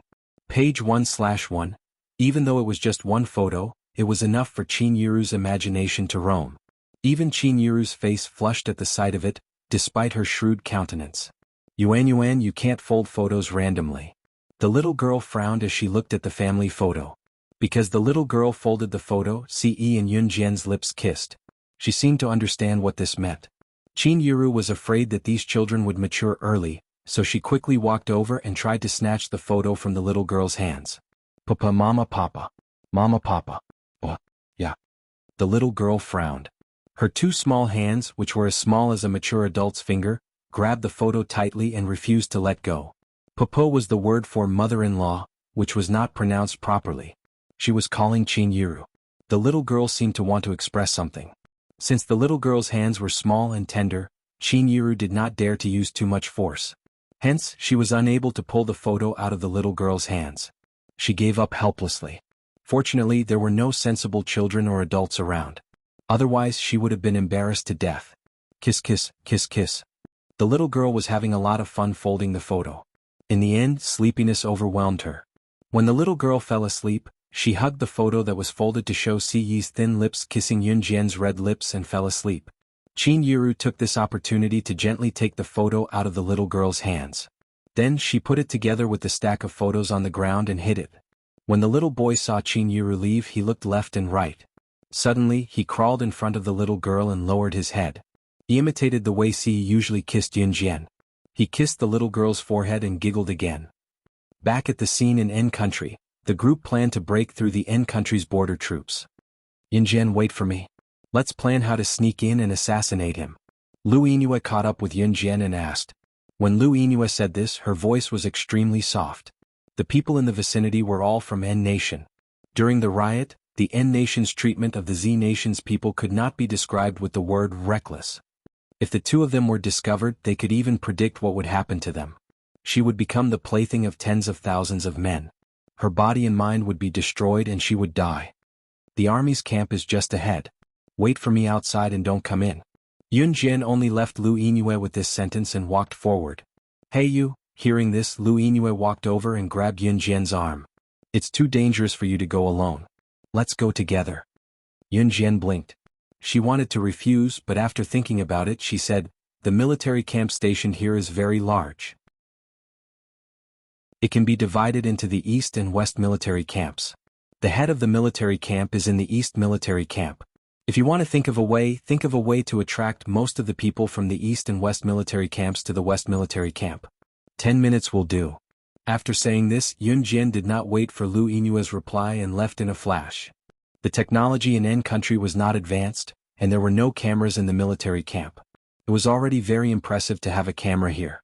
Yun Jian had already found the head of the military camp. It was a huge open space. There were countless stars in the sky. In this open space, there were many naked women and girls lying on the ground. "Moan? Why aren't you moaning? B*tc. Move your hips. F*ck. This was simply a scene of promiscuity. Countless N Nation people were riding on top of the women and girls who were obviously captured from Z Nation. They were doing extremely disgusting things. One of the N Nation people rammed into the motionless body of a woman whose mouth was full of blood. The woman did not make a sound. The N Nation person pulled out a knife and stabbed the woman who had no desire to live to death. He was still speaking in N Nation's language. B*tc. If you don't listen, I'll kill you. Translator, Henyi Translations Editor. Henyi Translations. Chapter 2538. Translator, Endless Fantasy Translation Editor. Endless Fantasy Translation Translator. Endless Fantasy Translation Editor. Endless Fantasy Translation. There was no despair, only more despair. The group of women at the scene were all motionless. They had lost all hope in life. Some of them had witnessed their husbands being killed by the N Nation people a few months ago. Their families were all killed. This was the result of staying in a country where the law was not perfect and there was a sudden riot. Between men and women, the men were killed on the spot. As for the women, after experiencing physical despair, they were tortured to death by this group of people. There were some courageous women who had committed suicide long before they were humiliated. When Yun Jian arrived at the scene, this was the scene she saw. The disobedient woman who was stabbed to death by the N Nation person groaned and died with her eyes wide open. She died with her eyes wide open. Damn bitch. F***ck, how dare you stare at me? Stare at me? I'm going to kill you. The N Nation person did not like the dead woman. He panicked, but he stabbed the woman's eyeball with the blade and gouged it out in front of everyone. You could never imagine what kind of cruel things a citizen of a country without law could do. The dozens of women at the scene were suffering a fate worse than death. Some of them were even tied up and could not even commit suicide. Yun Jian narrowed her eyes. At this moment she was standing at the top of the roof looking forward. In her hands, there were 2 butterfly knives that gleamed with the light of the sword. Yun Jian did not think that Lu Yinue would help. So, she held the butterfly knives and found the target. He was also riding on a woman like the N Nation people. Just as she was about to attack, someone is invading from the west. Requesting backup. Requesting backup. A loud voice was heard. However, a man from country N rushed in and shouted loudly. Hearing this, the N Nation people around quickly put on their clothes and ran out. Only the leader was still riding on a woman and was in the final sprint. The rest of the women were all lying on the ground as if they were paralyzed. They had lost all hope of survival. Roar. The leader was as fat as a pig. He rammed into a woman and was in the final sprint. Just as the leader was about to end this wave of ramming, he suddenly heard a cold voice behind him. Are you ready to pay for what you've done? The sudden voice stunned the leader. He turned around like a robot. He thought it was the woman lying on the ground who wanted to attack him. Just as he was about to shout for the rest of his men to protect him, he saw an unfamiliar face. Yun Jian's slender figure was wrapped in a tight black shirt and pants. The butterfly knives on both her hands were facing down with fresh blood dripping from the blades. Her nonchalant expression made her look like a killer. The leader saw that the group of subordinates who were supposed to protect him were all lying in a pool of blood without making a single sound. You. The leader wanted to get out of the woman's body and escape, but he did not. In the next second, the blade in Yun Jian's hand had already cut his throat. At the same time, a sentence that made the leader completely sink into oblivion was suddenly heard. Don't worry. You go to hell first. Soon, I will send all your men to accompany you. Top reading site, M. Chapter 2539. Her words were so calm that it was as if she hadn't said anything. However, as soon as she finished speaking, the leader's eyes widened and he fell to the ground with a thud. His pupils didn't open or close for a long time. Obviously, Yun Jian's words made him die with his eyes wide open. This was his military camp. To him, without the military camp, it was equivalent to having nothing. Even his achievements after death would be reduced to nothing. Mission accomplished. Yun Jian took out her handkerchief and wiped the blood on the 2 butterfly knives gently as she spoke faintly, no one knowing who she was talking to. The next second, she glanced at the scene and said to the dozens of women lying on the ground, You have 5 minutes left. Leave from the rear. You can directly escape from N country and cross the border of N country. There will be a national team outside to rescue you.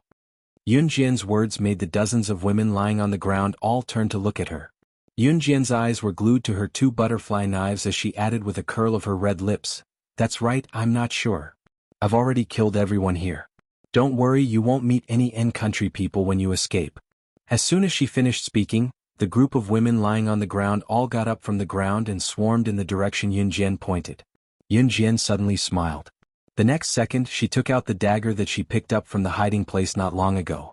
When she turned around, the dagger in her hand flew towards the only surveillance camera in the dark before she turned around. With a poof, the surveillance camera was destroyed. Her red arc rose as she sneered, What an eyesore. After meeting up with Lu Yingyue outside the military camp, the two of them returned to the hiding place. After returning to the hiding place, everyone asked about Yun Jian and Lu Yingyue. When they heard that the leader of the target military camp had been killed, the military camp was leaderless and began to fall into chaos. Everyone breathed a sigh of relief. They just had to wait for the military camp to fall into chaos tomorrow. Yun Jian's people would break through the border and take advantage of this opportunity to escape.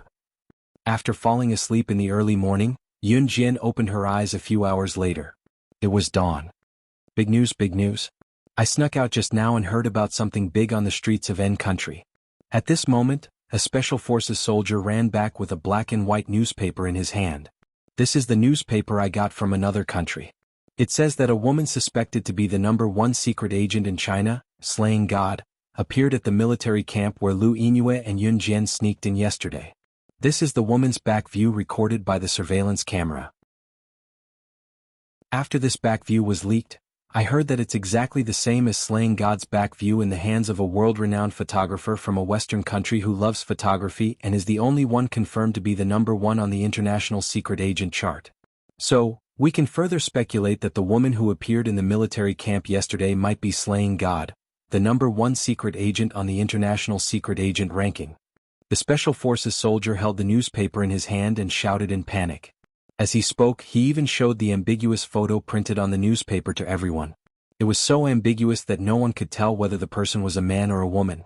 Yingyue, Yun Jian, did the both of you see someone else in the military camp last night? I'm afraid that person is the #1 secret agent on the international secret agent ranking, slaying God. The special forces soldier exclaimed in surprise. Upon hearing that, everyone turned to look at Yun Jian and Lu Yingyue. Just as everyone shifted their attention to Yun Jian and Lu Yingyue, someone suddenly looked at the back of the person in the newspaper and pointed a finger at Lu Yingyue, exclaiming in shock, "That's right. This back view. Why is it exactly the same as Yun Jian's outfit yesterday?"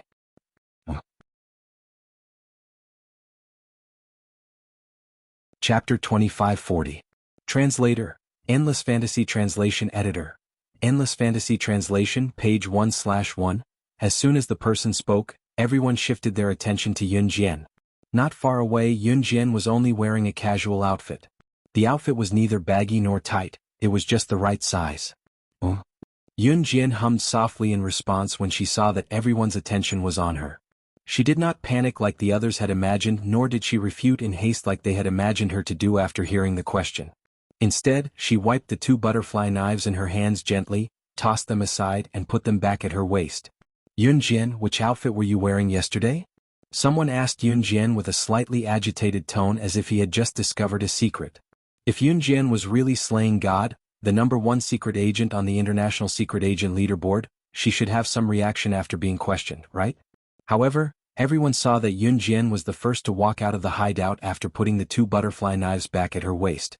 Halfway through, she glanced sideways and suddenly spoke to the crowd. "The outfit I wore yesterday is over there. I'll give you guys 10 minutes to gather at the entrance. I won't wait for anyone who's late."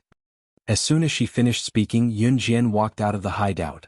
Everyone knew what Yun Jian meant when she said, "I won't wait for anyone who's late." If they were late, they would not be part of the escape plan this time. Therefore, everyone dared not be careless. However, before they walked out, the middle-aged man with glasses, who was he one, was the first to rush forward and hold up the tight-fitting outfit Yun Jian wore yesterday. He compared the tight-fitting outfit Yun Jian wore yesterday with the back view in the newspaper. Everyone's eyes widened at that moment. Yun Jian waited for 3 minutes in the hideout before everyone came out one after another.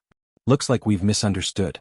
You're not slaying God, the #1 secret agent on the international secret agent leaderboard."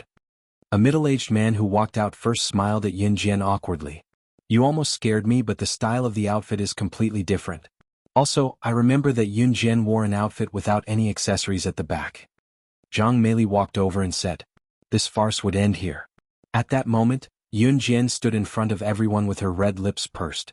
She did not make a sound. She seemed to have expected this outcome as there was no joy or worry on her face. The outfit was an assembled one, the accessories on the outfit could be removed at any time. Otherwise, Yun Jian would not have allowed the security camera to capture her. Boom, boom, boom, boom, boom, boom, boom, boom. A series of gunshots were heard from afar. It was obvious that Yun Jian's men were already engaged in battle with the assassins of the leader yesterday. Yun Jian led a group of people to hide in the tall bushes. Listen to my orders and wait for the right time. When I say run, no one is allowed to turn back. Charge forward with all your might. I'll tell you to run when the damage is at its lowest. Yun Jian's gentle reminder was quickly drowned out by the sound of explosions and gunshots. Everyone nodded in unison. If one were to observe carefully, one would notice that the refugees from Country Z were crossing their arms. Everyone knew that this was the key to their survival. It was the entrance to hell. If they could escape, they would live. If they could not, they would die. Just when everyone's hearts were clenched tightly and they could not breathe, Captain Zhang Heng glanced at Yun Jian's men bombarding the enemy from afar. Then he looked at Yun Jian and asked Yun Jian under everyone's watchful eyes. How do your men possess such powerful firearms? The battle has been going on for almost 30 minutes. This level of firepower is comparable to an underdeveloped country. As far as I know, only the underground organizations in the world have such terrifying firepower. Top reading website, M.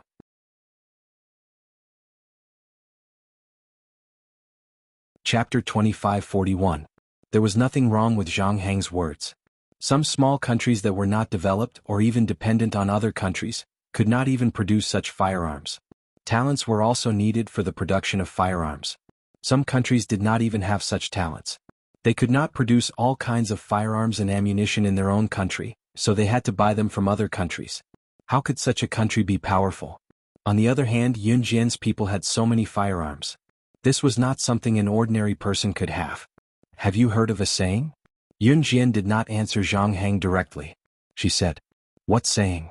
Zhang Heng had a weed in his mouth and a hat made of weeds on his head as he retorted, "The less you know, the longer you live. Or do you choose to die now?" Yun Jian's words came right after the sound of the sky-shaking cannon. Her voice was neither loud nor soft, but it reached everyone's ears. "I still want to live for a few more years." Zhang Heng spat out the weed in his mouth and laughed. He did not press her further. Everyone around them was worried about their own safety. At this juncture, although Yun Jian and Zhang Heng's conversation was very interesting, their own safety was more precious. "In a while you will bring some people to cover them. Now give me all your sniper rifles." Yun Jian spoke again after Zhang Heng finished his sentence in a joking manner. "What do you want to do?" Zhang Heng asked again. As he asked, he also asked his men to give all their sniper rifles to Yun Jian. Zhang Heng felt that talking to Yun Jian was not like talking to a 19-year-old rookie in the special forces. Instead, it was like talking to a powerful veteran who had been on the battlefield for many years. Yun Jian did not reply to Zhang Heng's question. After all, the army stationed at the border had been stationed here for many years and was familiar with the terrain. It was not easy to kill them in a short period of time. For Mu Ying, who was far away in Country Z, what was happening here was a completely different world. Perhaps from the moment Mu Ying died for Yun Jian in the Inhun organization, she and Yun Jian were destined to never return to how they used to be. Mu Ying's own physical body had actually disappeared from this world. Her consciousness had been extracted by a perverted doctor and forcefully stuffed into her current body. When Yun Jian found her and brought the Mad Dragon to her side, Mu Ying had already accepted the Mad Dragon. But recently Mu Ying found that she often fainted suddenly. That feeling was the same as when she had died. In the past 2 days she had suddenly fainted 5 times. Moreover, the frequency of her fainting had increased recently. Mu Ying suddenly realized that before that perverted doctor had passed away, he had said that if it weren't for the unique potion he had invented to maintain her current state, her current physical body could push out her soul at any time. When the physical body completely pushed out the soul, she would, in a sense, die again. Before that perverted doctor died, he had said that this situation would usually occur 20 years after she had merged with her physical body. But now, could it be that it had been brought forward? So Mu Ying had closed her door and refused to see anyone for the past 2 days. Even when Mad Dragon came to find her, she had used all kinds of excuses. In the end, Mu Ying pinched her knuckles until her knuckles turned white. Then she typed a text message on her phone and sent it out. "Don't come looking for me again." There was no reason. But less than 10 minutes after this text message was sent, bang! The floor-to-ceiling window in Mu Ying's room suddenly made a crisp sound. In an instant, a tall man dressed in black used his body to directly break through the window and jumped in.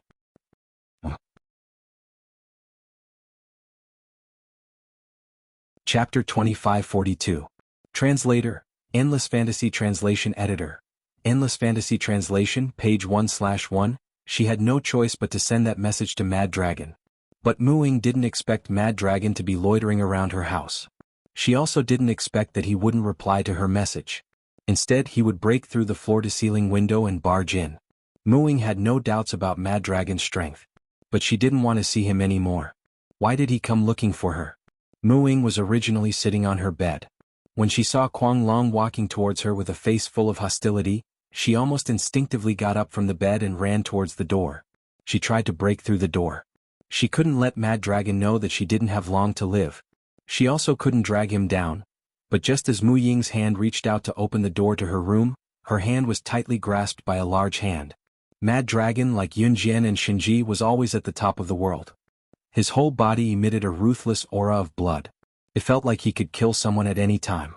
Mu Ying knew that Mad Dragon wouldn't do anything to her. But when she thought of her body's condition and felt his ruthless aura, she panicked even more. "Let go of me, let go. Or I won't talk to you anymore." Mu Ying desperately tried to pull her hand away from Mad Dragon's grip. "My little fool, where are you going?" Mad Dragon was still the same as before, showing a gentle smile. But this gentle smile, which was like a gentleman's smile, contained a murderous aura that outsiders couldn't feel. It wasn't that he wanted to kill Mu Ying. It was that Mad Dragon was an assassin.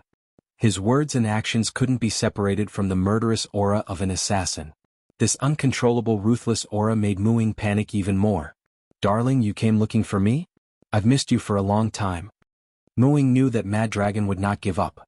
She rolled her eyes and hugged Mad Dragon, pressing her cheek against Mad Dragon's chest as if nothing had happened. After hearing Mu Ying's words, Mad Dragon grabbed her wrist and stopped pretending. "You want to get rid of me?" When Mu Ying heard Mad Dragon's words, she couldn't help but take a deep breath. Her heart felt like it was being stabbed by a knife.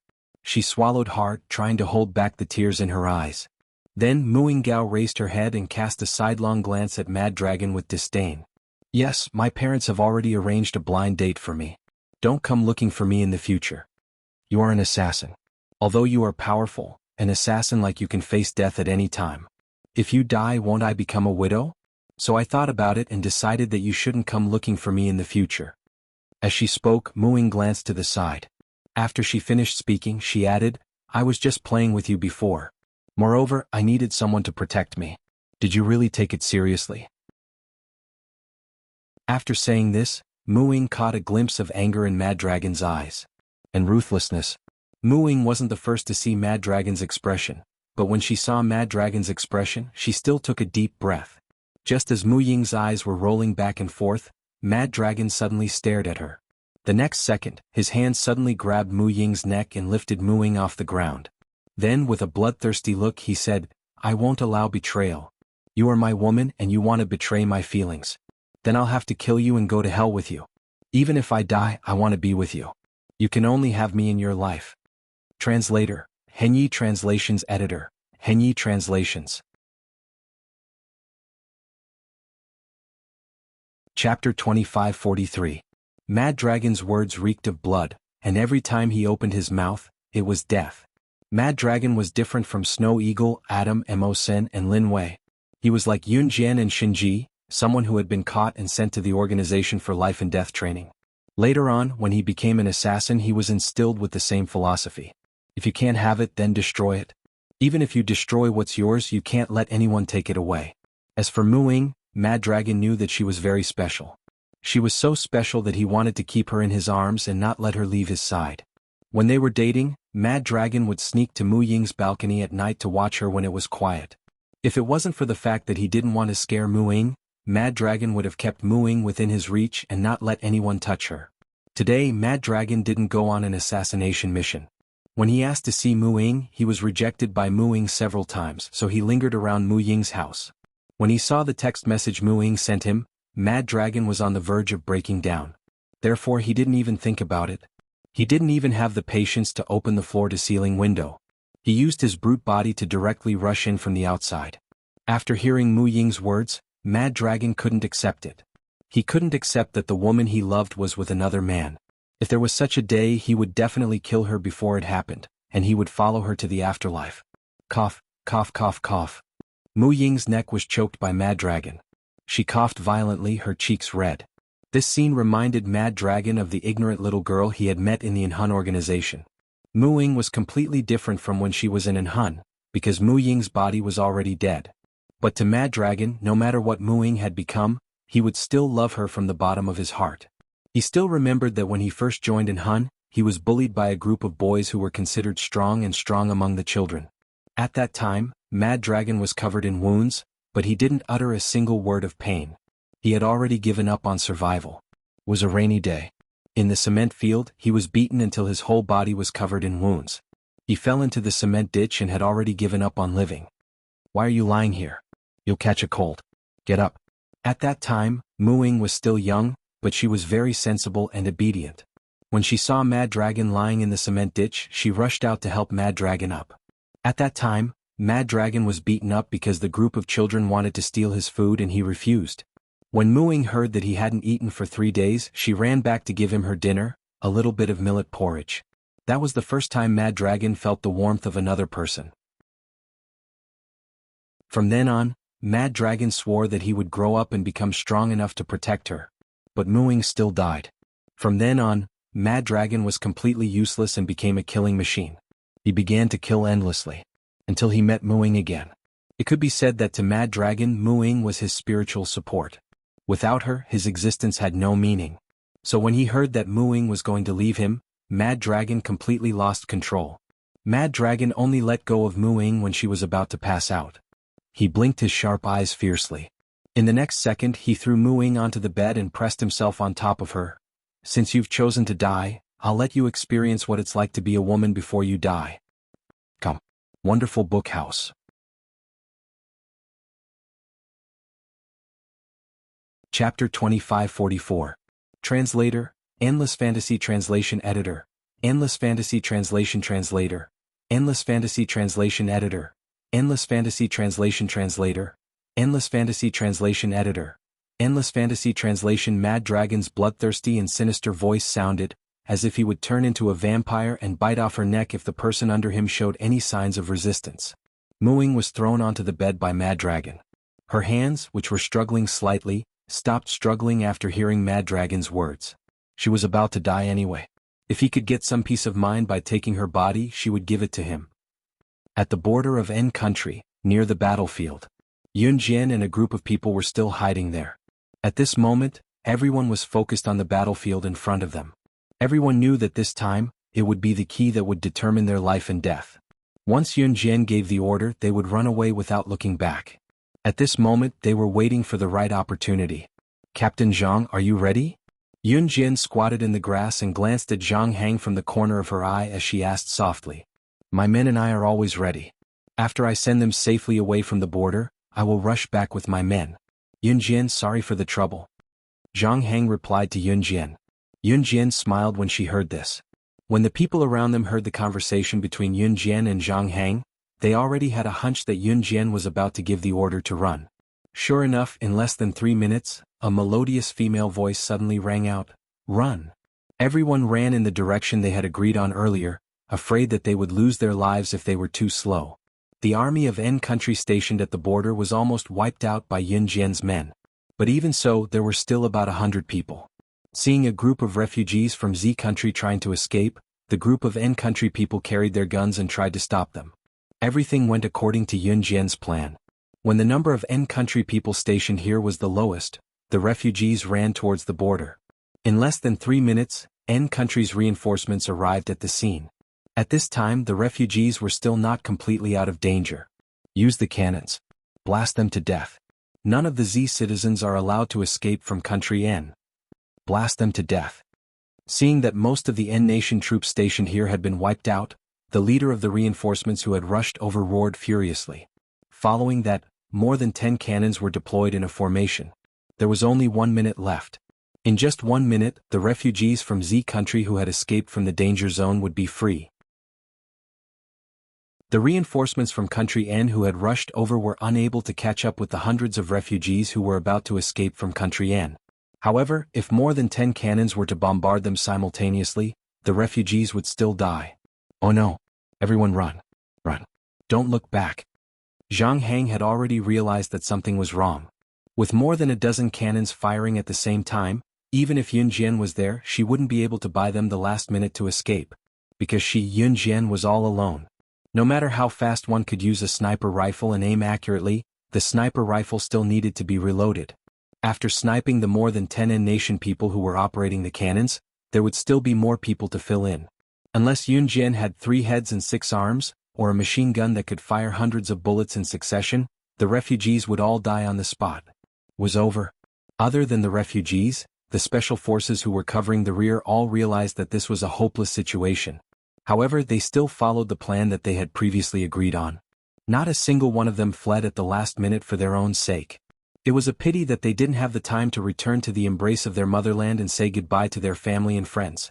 Just as all the special forces and the female military doctor, Zhang Meili, Wang Xuefei, and the others who were hiding in the mountains a few hundred meters away from here and didn't leave Country N with them all thought so, more than 10 N-Nation people had already stepped forward, intending to operate the cannons to give the refugees and the special forces, who were covering them, the final blow. Tut tut tut tut tut tut. Just as everyone realized that it was hopeless, a series of sniper gunshots rang out one after another.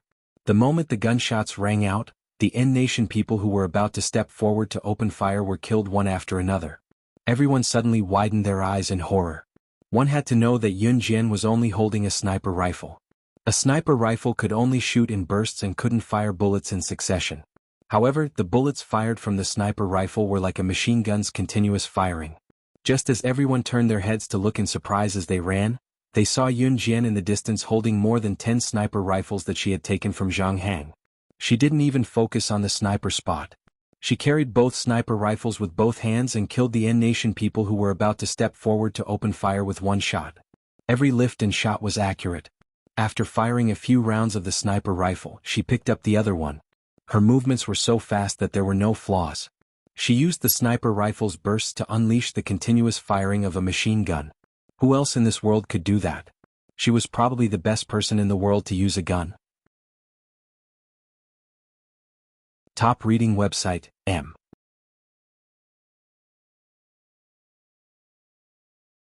Chapter 2545. Translator, Endless Fantasy Translation Editor.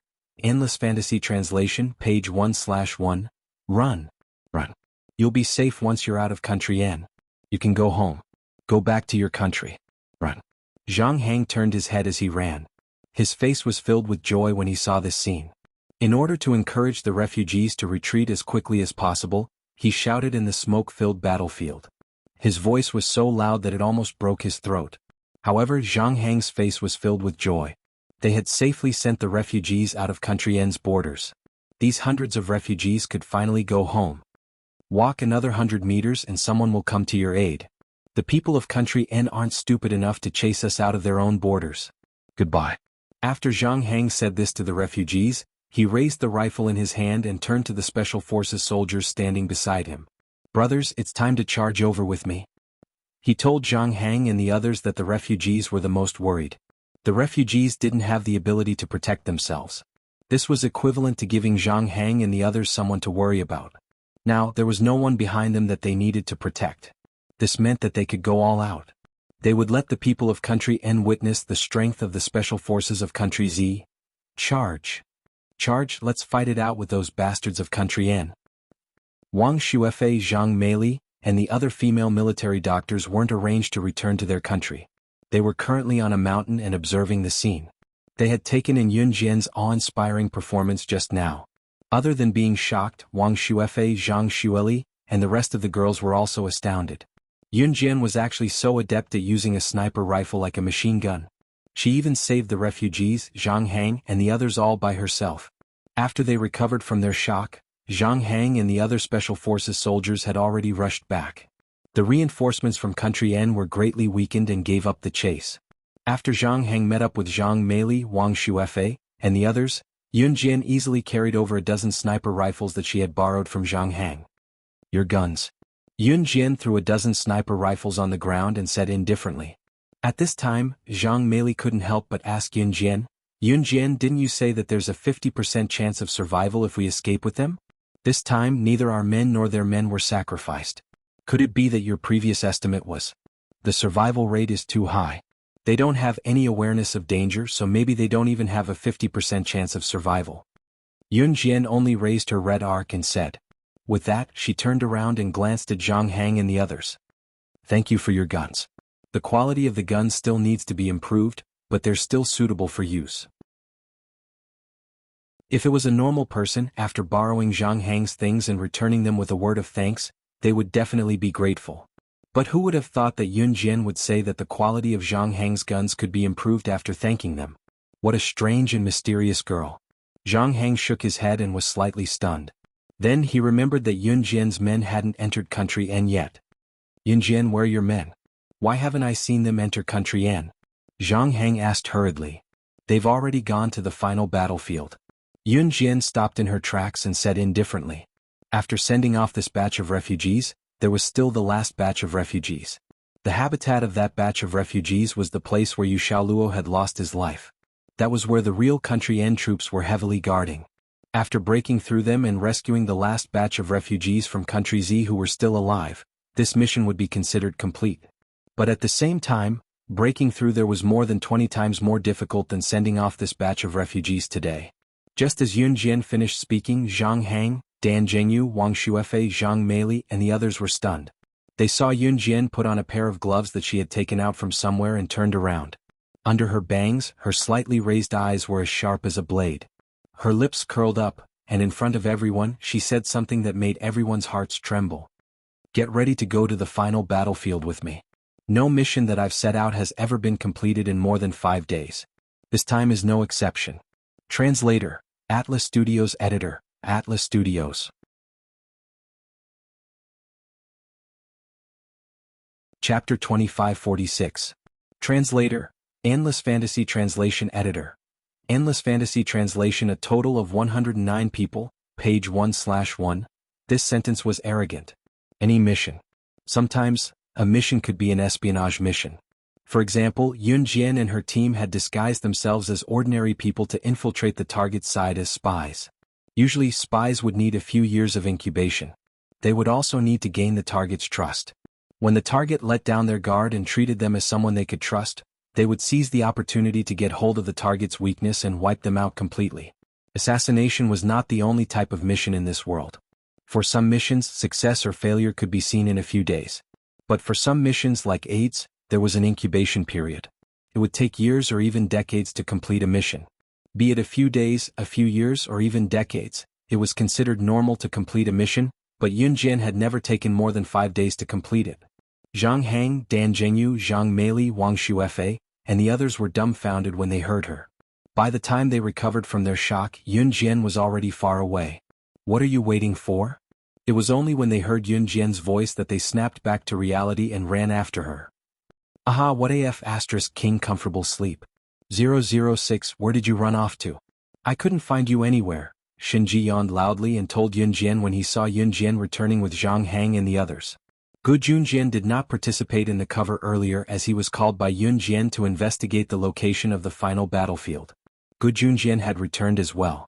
Seeing Yun Jian, Gu Junjian hurried over and said, Xiao Jian, your men have gone ahead. We're going to, let's go together, Yun Jian said with a nonchalant gaze as she pushed Shinji who was still yawning away. In the end they came to the final battlefield. There were 10,000 Country Z refugees trapped there. More than 1,000 Special Forces soldiers disguised as ordinary people had been sent to rescue them. Yu Xiaoluo was reported to have been killed there. Now, Gu Junjian and his men were unable to contact more than 10,000 refugees from Z country who were trapped there, as well as more than 1,000 Special Forces soldiers who were sent to rescue them. The battlefield is right in front of us. It said that the enemy has 30,000 people. This is the information we got from the last exchange with the people trapped inside.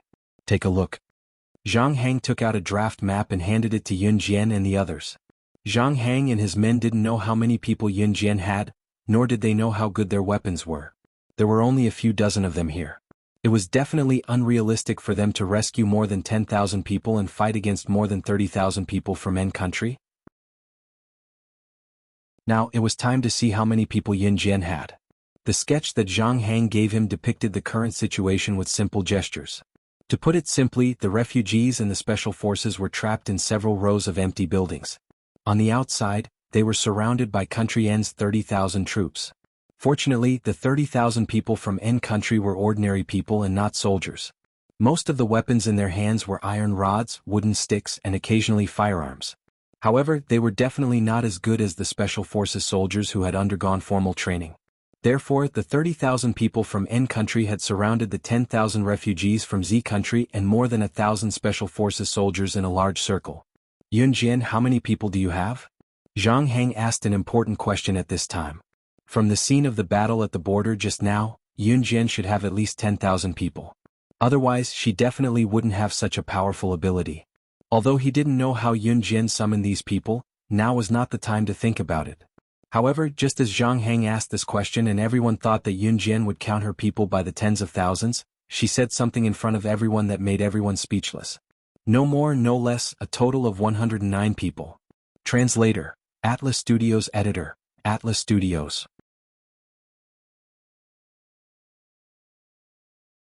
Chapter 2547. According to the battle between the two sides just now, Yun Jian's people had defeated thousands of N nation soldiers stationed at the border with ease.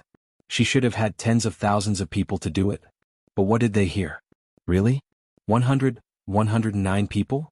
Yun Jian, you're not joking, are you? Dan Jingyu was stunned on the spot. He, who was usually calm and steady, was no longer calm. What kind of international joke was this? With 109 people, they easily wiped out thousands of N nation soldiers stationed at the border. What? You're saying that on the battlefield just now, there were only 109 people who defeated N nation's army and made them unable to fight back? Zhang Heng, who was usually calm and steady, was also stunned. What was even more shocking was, Yun Jian, are you planning to take these 109 people and a few dozen of us to fight against N nation's 30,000 people? Zhang Heng immediately reacted and asked loudly. Do we still have a way out? We don't even have 200 people combined. A nation has 30,000 people. If each of us spit a mouthful of saliva, we'll drown. Zhang Meili also asked at this time. Let's wait a few days. In 2 days there will be reinforcements from the country coming to support us. We'll make our move then, Zhang Heng suggested. I've said before that I won't be out for more than 5 days. If you want to quit, I won't force you. Yun Jian didn't give anyone a chance to refute. She stepped forward, and her slender figure appeared in front of everyone. Just like that, she walked forward. Halfway through, she turned sideways and said to Gu Junjian, Dad, what's your plan? I'll go with you. Gu Junjian said without hesitation. Crazy. She's really crazy. Even if she was willful a few times before, that's fine. But now, she wants to fight against 30,000 people with only 100 people. Even if it's easy for 100 people to deal with a few thousand people at the border, this time, they have 30,000 people in their hands. She's obviously sending herself to her death. Wang Xuefei exclaimed in shock. Hearing this, everyone present was horrified. You're the ones who are going to die.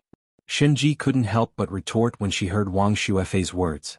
With that, Shenji didn't wait for Wang Xuefei's reply. She walked over to Yun Jian. 006 This is the feeling I want. I have killed countless people in my life, but I have never saved anyone. Today for you I will help you save people. With that, Shinji paused. Just as everyone was moved by Shinji's touching words, a voice suddenly rang out. Shinji suddenly spoke to Yun Jian again. After today I will use my own strength to personally kill you. That way I will be the most powerful person in the world. Ah! Hearing this, everyone was stunned. Among the 30,000 people gathered from N Nation, there were also N Nation soldiers. At this moment, a few heads were hanging on the N Nation's flag that was hoisted high in the sky. That was the head of the Z Nation. Among the 30,000 people from N Nation, there was one person who was the leader. The leader wiped his teeth and said to his subordinates, Take those heads and let them stand over there and kick them around like footballs.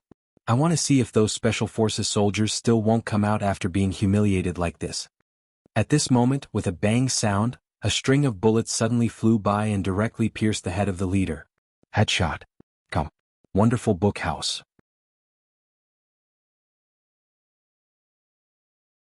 Chapter 2548. Translator, Endless Fantasy Translation Editor. Endless Fantasy Translation, page 1/1. Translator, Endless Fantasy Translation Editor. Endless Fantasy Translation Yun Jian, who had suddenly appeared in front of them and put away her sniper rifle. Their eyes widened and their faces turned pale. Just like that, The leader of the commoners that they had painstakingly chosen was killed without a sound. This little girl was definitely not a simple character. And she had also said, killing their leader was the first gift from the Kosha mercenaries? Kosha mercenaries? The internationally famous Kosha mercenaries? A middle-aged man who was standing beside the 30,000 Nigerians leader who was shot in the head by Yun Jian exclaimed in shock. His legs were covered in thick black leg hair and his stomach was so big that even his short sleeves could not cover it.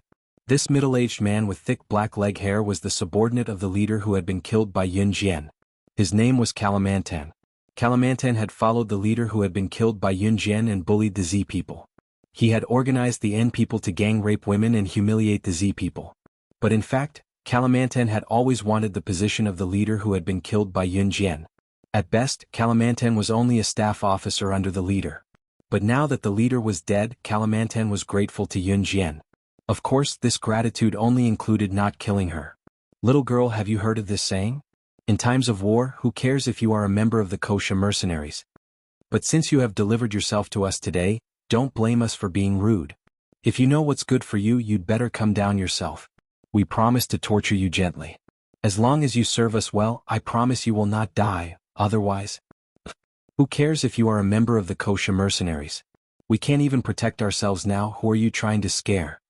Kalimantan snorted a few times and stared at Yun Jian's body which was wrapped in tights and pants. Kalimantan's promise to keep you alive was already the biggest favor. For Kalimantan and the others, the Z women they caught were usually gang raped on the street and killed directly. Oh, this woman is quite stupid. She used the Kosha mercenaries to scare us. The Kosha mercenaries are indeed powerful. If it was in the past, I would be afraid of them. But she doesn't look at our situation now. Our country is going to die. Who cares if she is a Kosha mercenaries? I'm not afraid of them. Unless they are like the legends, they are as rich as a country. Because they have the same military power as a powerful country. But this, is it possible? A person from N country standing next to Kalimantan also laughed happily, and his tone was full of sarcasm. Woman, come down quickly if you know what's good for you, otherwise you will suffer a fate worse than death later. I really want to have a taste of the women of the Kosha mercenaries. N country was in chaos. The two sides were at war. At this time the country was already torn apart. For the N people, the Kosha mercenaries were not even able to protect themselves now. It was uncertain whether they could survive until tomorrow. So when they heard Yun Jian's words, everyone was stunned. She was pretending. More than 10,000 Z people and more than 1,000 special forces were surrounded in rows of abandoned buildings by N country's 30,000 people. A scout who went to investigate nearby and found Yun Jian quickly came back and reported the news to the leader of the more than 1,000 special forces. What? Only one person? And it's a woman? 2 days ago, our female special forces were sent out, and they were all humiliated to death like that. This time, I will definitely not let our Z people suffer the slightest bit of persecution. Brothers, follow me. When the leader heard the news, he was sitting on the ground with his eyes closed. At this moment he stood up from the ground with a whoosh, set up a rifle and walked out. Translator, Atlas Studios Editor, Atlas Studios.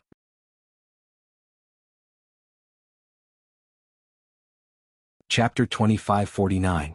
The scout was too far away and did not hear what Yun Jian said clearly. However, he saw with his own eyes how Yun Jian fired her sniper rifle and blew up the heads of 30,000 enemy soldiers. Captain, please wait a minute. If we go out now, what will happen to these 10,000 refugees? Every corner is guarded by the N nation people. If we bring people out, what if the N nation people take the opportunity to attack? Seeing that the captain was about to leave, the scout pulled him back and said with a bitter face. His words made the captain stop in his tracks. Yes, he could not joke around with the lives of these 10,000 refugees. Behind him were more than 10,000 refugees who needed to be protected. With a bang, the captain punched the wall and lowered his head in pain. Do I have to watch my fellow countrymen who came to rescue us be humiliated to death again? You saw how Comrade Lu Xiaohong died back then. Those bastards, they actually, the team leader couldn't bring himself to say the rest of the words. The special forces also knew how to feel heartache. They were people of flesh and blood. They were not emotionless machines. And Captain Lu and the rest. At this point, the captain had already grabbed his head and slowly squatted on the ground. When the others heard the captain's words, they did not say anything else. For the past few days, their people had been guarding nearby. Once the N Nation people made a move, they would defend and prevent them from entering the temporary safe zone. However, there was no source of food. Therefore, the captain had to send people to secretly transport the food in. Comrade Lu Xiaohong, Captain Lu and the rest were caught by the N Nation people when they were secretly transporting food. Captain Lu and the rest were beheaded on the spot. Only their heads were hung high on the N Nation flag. As a female comrade, Lu Xiaohong was gang-raped to death by thousands of N Nation men. It was a great humiliation. As for Yu Xiaoluo, he was caught and beheaded when he was secretly transporting food with Captain Lu and the rest. That was all the news that the captain had heard. Captain, we will leave some people here to defend. Team 1 will go out to rescue them. How about that? Seeing the captain's pained expression, the special forces beside him did not feel good either. At this moment, a special forces soldier suggested. The team leader grabbed the rifle and stood up. Just as the team leader was about to lead them out, one of the refugees who had heard the news, an elderly woman walked over to stop him. Captain Fan, you can't just leave us here. Captain is only saving people. He won't abandon you. The special forces soldier who was standing beside Captain Fan just now replied. But what if the people from N Nation rush in again? The old woman led a group of people and refused to give way. Captain Fan, I beg you, don't go.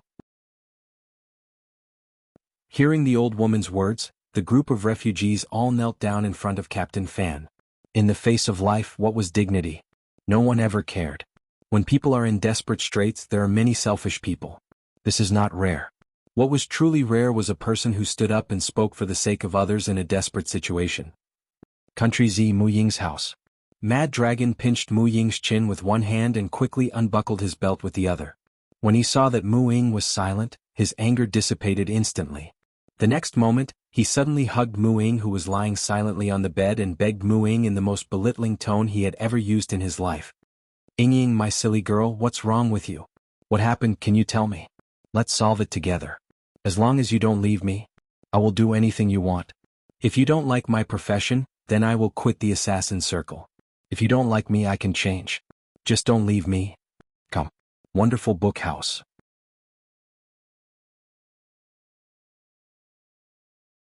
Chapter 2550.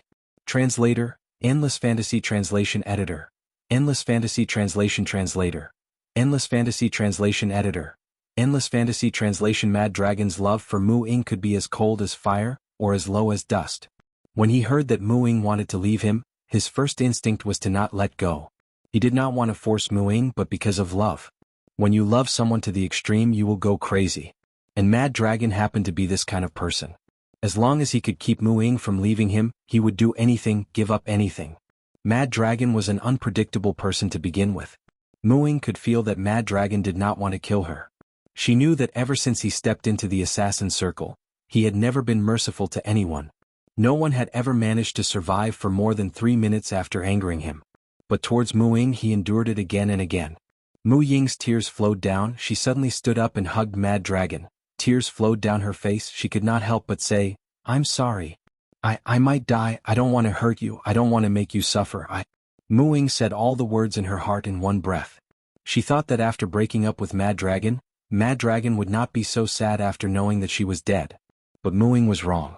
She wanted to cherish the present. Hearing Mu Ying's words, Mad Dragon's face did not show any sadness or sadness. He touched Mu Ying's head and said as usual, so that's how it is, silly girl, I'm here, everything will be fine. Will it really be fine? I'm afraid that if I really leave one day you will be sad. Mu Ying looked up at Mad Dragon and said, yes, it will be fine. Mad Dragon touched Mu Ying's head.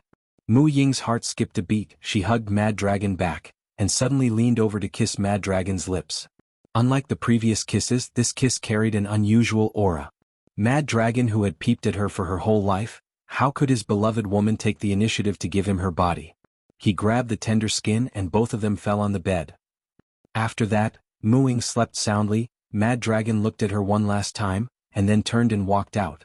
Africa, Moon City. In a rundown laboratory. A scientist in a PhD robe was standing on a simple stool. He was looking at a handsome man standing in front of him.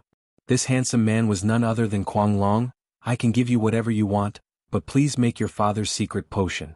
Mad Dragon looked at the scientist in a doctor's robe and said, Yo, look, who's this? Isn't this Mad Dragon Killer, my nemesis from a few years ago? Why are you here? the scientist in his early 30s said with a gloomy face. This scientist was the son of the perverted Ph.D., who transferred Mu Ying's consciousness into this body. That perverted Ph.D. told his son all the secret recipes, including the secret recipe of the medicine. And that perverted Ph.D.'s son was Mad Dragon's nemesis from many years ago. Cut the crap, give it to me or not. Mad Dragon clenched his fist and shouted.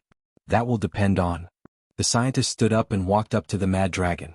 The next second, the scientist raised his leg and kicked Mad Dragon to the ground in slow motion, and stepped on Mad Dragon's abdomen with one foot, slowly lowered his head, and continued with a gloomy tone, Your sincerity. This man's strength was naturally far below Mad Dragon, but the moment he raised his leg, Mad Dragon clenched his fist and took the kick. Just after the scientist stepped on Mad Dragon to the ground, he suddenly slowly raised his leg again, and stepped on Mad Dragon's head and laughed sinisterly, Ha ha! I didn't expect you, Mad Dragon, to be in such a state for a woman. Ah. Top reading website, M.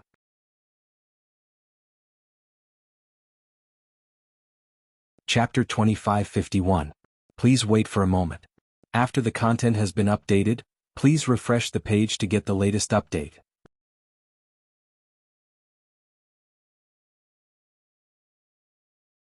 Chapter 2552. The reason why the people of N Nation were not afraid of Yun Jian or the Kosha mercenaries was that the Kosha mercenaries were no longer a threat to them. There were indeed international rumors that the military reserves of the Kosha mercenaries were comparable to that of a powerful country, and their wealth was comparable to that of a country. However, that was just a legend. Moreover, the N Nation was in chaos and they could not even protect themselves. It was still unknown whether they could survive until tomorrow. Who would care about the Kosha mercenaries?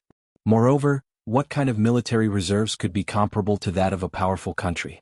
What kind of wealth was comparable to that of a country? The Kosha mercenaries could send out assassins to carry out assassination missions. That was indeed impressive. However, they had 30,000 people. Why should they be afraid of the Kosha mercenaries? However, it was not until all the tall buildings and buildings that were temporarily occupied by the N Nation people collapsed in less than 3 minutes. Other than the surrounding area where the Z Nation refugees were located, the rest of the places were all bombed to the ground by gunfire that came out of nowhere. This truly posed a threat to their safety. This group of N Nation people who were originally fearless and did not even care about the Kosha mercenaries. Now they were completely flustered. You. Kalamantan pointed at Yun Jian with a trembling finger. His face looked as if he had eaten dog poop. Really? The Kosha mercenaries really have wealth comparable to that of a country. Their military reserves are comparable to that of a powerful country. But that is not just a legend. An Nation person standing next to Kalamantan was so scared that his lips and teeth were moving up and down, making a slight clattering sound. The reason why the Kosha mercenaries were feared was that in this peaceful country without war, the Kosha mercenaries' assassins and agents could quietly obliterate people. However, on the battlefield, the Kosha mercenaries were nothing to be afraid of. Unless the Kosha mercenaries had a military reserve comparable to that of a powerful country. Now, Yun Jian had directly used her strength to let the N Nation people personally understand the authenticity of the legend. Retreat. The Kalamantan people retreated step by step while shouting at the N Nation people around them. As soon as Yun Jian appeared, the leader of this group of 30,000 men was shot in the head by Yun Jian. Kalamantan was the only one who could give orders now. Do you think you can still escape? Kalamantan ordered his men to abandon Yu Xiaoluo and a group of beaten Special Forces soldiers and was about to escape.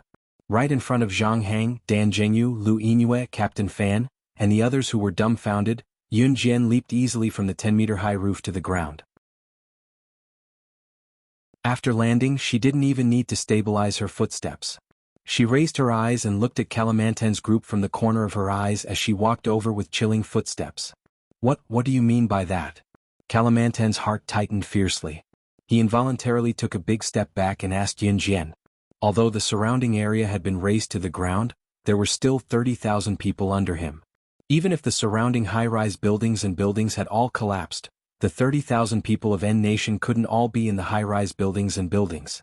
There should be at least 20,000 people left. Literally. Yun Jian's lips curled into a faint smile that sent chills down one's spine.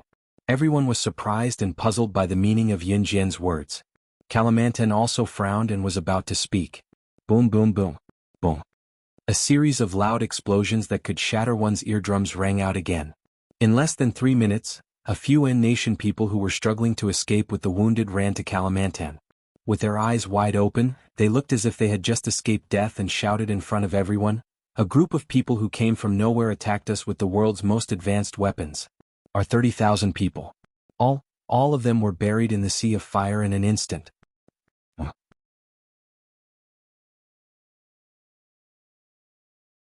Chapter 2553. The 30,000 people who died in the fire were the ones who bullied women on the street, killed strong men from Z country, and kicked their heads around like basketballs. This group of crazy people who didn't need any sympathy or pity were the scum of society. What? 30,000 people all died in the fire in an instant. The first to react and shout was not Kalimantan, who was the leader of the 30,000 people from N country, but Zhang Hang. Captain Fan was startled by Zhang Hang's exclamation. Zhang Hang was a special forces soldier who came to support.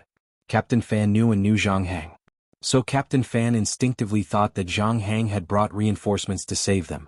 In spite of it, Zhang Hang's next words, pointing at Yun Jian, stunned Captain Fan and the rest of them. She had only sent 109 people. But these 109 people actually wiped out 30,000 people from N country. There were only 109 people and no large-scale reinforcements. These 109 people wiped out 30,000 people from N country. This. Captain Fan's face froze. Even the people he brought with him were dumbfounded. 100 people against 30,000 people, and a total victory. This was simply 1 against 300. Was this even something a human could do? Who the hell is she? She's so powerful. One of Captain Fan's men looked at Yun Jian and sighed. But before Captain Fan, Zhang Hang and the others could react, a large group of people suddenly surrounded them. One of them, a woman with an alluring figure who was dressed similarly to Yun Jian, walked over. 006, your team is not bad. These 109 people have been trained well by you. It's effortless to command them. Why don't you name a price and let me adopt your 109 people? The person who came was none other than Shinji. At this moment, Shinji raised her hand. Her slender hand brushed her long hair behind her ear. Like a graceful Buddha, she stood in front of everyone. Since Shinji had brought Yun Jian's 109 people to the crowd, it meant that other than Kalimantan and the few remaining N-country people, the other 30,000 people had already died in the fire. Even if he didn't die, he would be trapped under a tall building. If no one came to save him, it meant that he was not far from death. Clearly Yun Jian and Shinji didn't care about Kalimantan and the others at all. Give me all the savings you've accumulated over the years, and I'll consider giving him to you. At that moment Yun Jian walked towards Shinji. She narrowed her eyes and spoke softly. You're too greedy. I don't want it anymore. Just wash your neck and wait for me to kill you. Shinji clicked her tongue. After that, she curled her lips and turned to leave. Quick. Hurry up and organize the refugees to leave. Captain Fan was very smart. Seeing this, he turned around and hurriedly ordered his men standing behind him. Yes, Captain. Captain Fan's men were overjoyed, and with the fastest speed in their lives, they turned around and ran towards the 10,000 refugees. Originally, in a few days, a large number of Z country special forces would come to the rescue. But now that Yun Jian's men had solved this problem, it could be considered a great achievement. Otherwise, who knew how many innocent people and the special forces who had come to support N country would have lost their lives here. Kalimantan saw Shinji turn around and leave. He moved his feet lightly, wanting to take the opportunity to retreat. But just as Shinji turned around and walked away, she suddenly raised her hand and pointed the gun she had prepared at Kalimantan and the few remaining N country people. Bang, bang, bang. Gunshots rang out. By the time everyone reacted, Shinji had already killed all the N country people. She put away her gun and looked at Yun Jian. 006, I helped you solve your last problem. You owe me a favor. I'll pay with your life in the future. Come. Wonderful book house.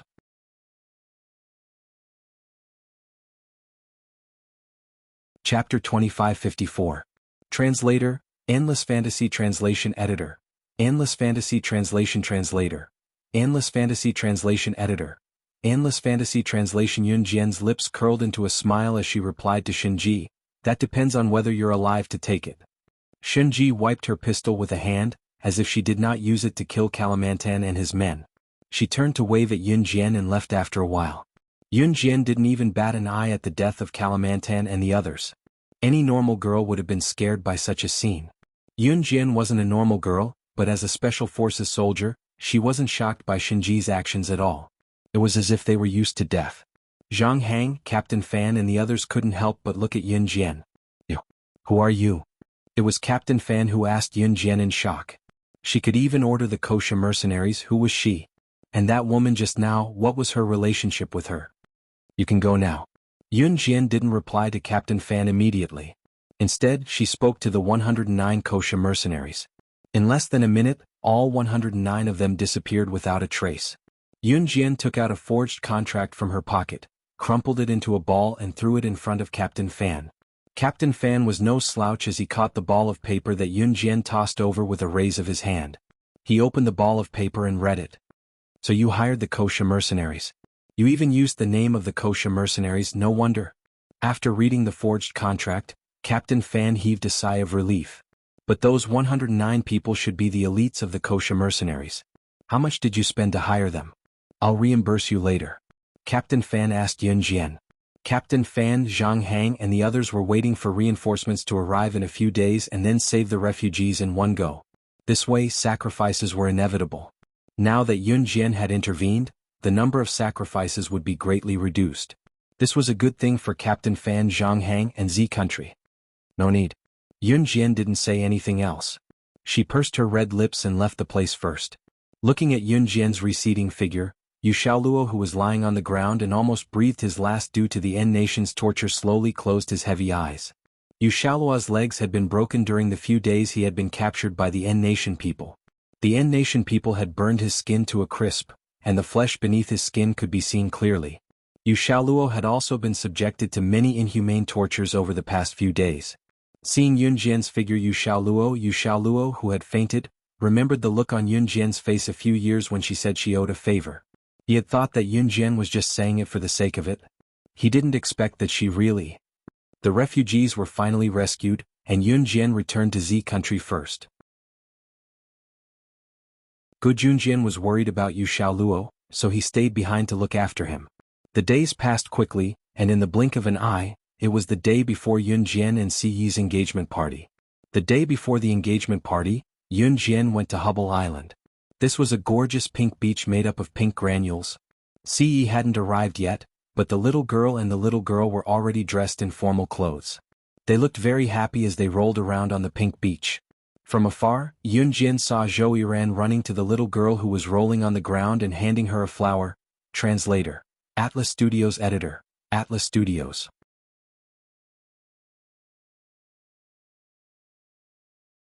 Chapter 2555. He plucked that flower during art class last week. He's been treating it like a treasure these past few days. He won't even let me, his mother, touch it. He actually gave it to your little girl. It's too hurtful. Lan Su had unknowingly walked to Yun Jian's side. She shook her head and looked at Zhou Yiran in the distance with a heartbroken expression. Although Zhou Yiran was only 4 years old, he had already gone to kindergarten early. He was very smart and understood at once. That flower looked like a real flower. When Yun Jian looked at the flower that Zhou Yiran handed to the little girl from a distance, she thought it was a real flower at first glance. After all, they were surrounded by the sea. There were many coconut trees by the sea, and there were no flowers around to pluck. Don't be sad.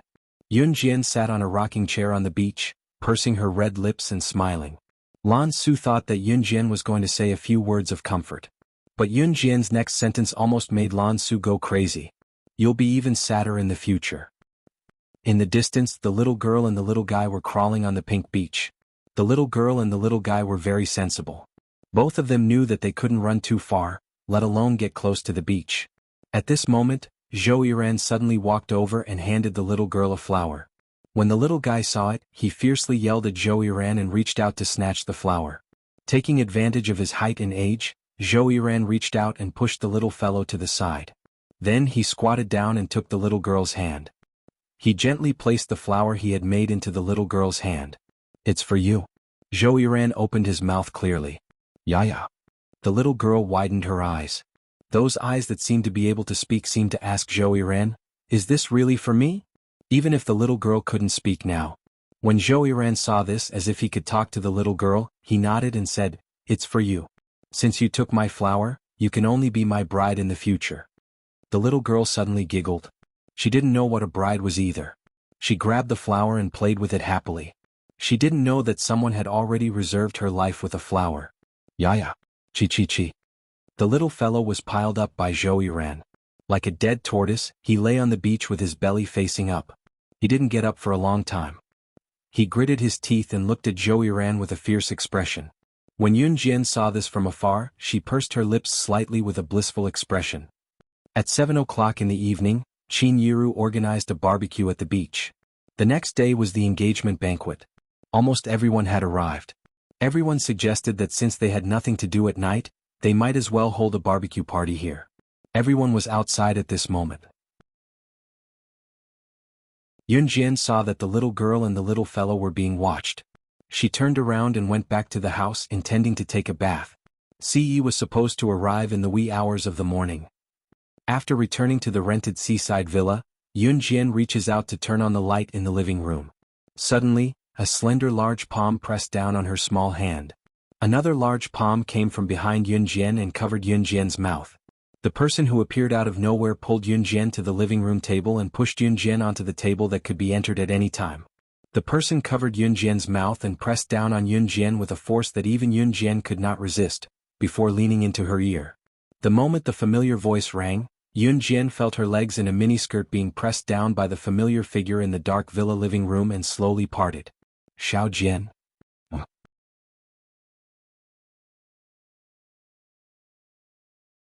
Chapter 2556.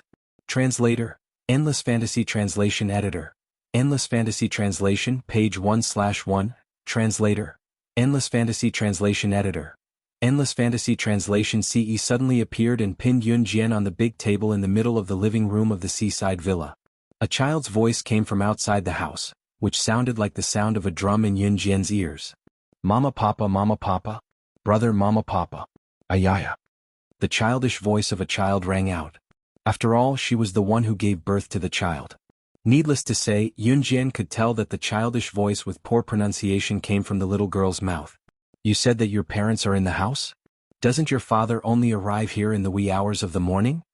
Following the little girl's babbling voice, a voice that was just as immature, but with an adult's accent, rang out. It was Zhou Yiran who left the crowd with the little girl and ran out. Ayaya. Mama Papa. Brother Mama Papa. The little girl was easily carried by Zhou Yiran and held by Zhou Yiran's little fingers. Her other hand, which was so small that it was only half the size of Zhou Yiran's, pointed at the door and pouted, as if she was certain that her parents were inside. All right, I'll take you to see them. Seeing that the little girl was still holding the flowers he gave her, Zhou Yiran was helpless. He carried the little girl's small body and opened the door of the villa with his other hand. Zhou Yiran had just opened the door of the villa with the little girl in his arms when he saw the center of the big living room of the seaside villa. The moment he opened the door and turned on the light switch, the two children saw, the tablecloth on the long dining table in the middle of the living room was in a mess, as if it had just been robbed. There was a floor-to-ceiling window in the distance from which one could see the boundless sea, but someone had used a remote control to draw the curtains. Mama. Papa. Ah. The little girl suddenly clapped her hands. Zhou Yiran himself was still young. He was only 4 years old. When the little girl clapped her hands, her body swayed. He almost couldn't hold the little girl steady, but in the end, he still comforted the little girl. There seems to be someone behind the curtains. Let's go over and take a look. Zhou Yiran comforted the little girl and carried her over. It had to be said that Zhou Yiran's perception was very sensitive. He carried the little girl and walked step by step towards the curtains in front of the floor-to-ceiling windows. Walking to the curtains of the floor-to-ceiling windows, he reached out with his free hand and pulled the curtains open. At this moment, two shadows flashed past the floor-to-ceiling window in front of them. Creak, creak. Outside the window, two coconut trees were swaying in the wind. The two shadows that resembled humans turned out to be an illusion caused by the collision of the trunks of two coconut trees. Zhou Yiran put down the curtains and carried the little girl out. The barbecue should be done. Let's go out and eat. Your parents shouldn't be at home. Ah, Papa, Mama, Yaya. The little girl was unconvinced and called out again. The 4-year-old Zhou Yiran reached out and rubbed the little girl's head. His face was clearly young, but it was slightly serious and steady as he said, Wifey be good. Yeah. It was as mysterious as a mystery. When the little girl heard Zhou Ran's words, she was originally noisy, but now she really stopped making a fuss. Not long after, Zhou Ran brought the little girl and left this place.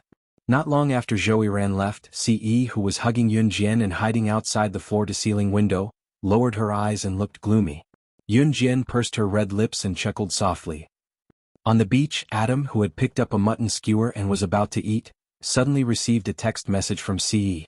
There was only one simple and crude sentence in the text message. After attending the engagement party, immediately take your son and scram to the Amazon. You're not allowed to come back before the new year. Top reading website, M.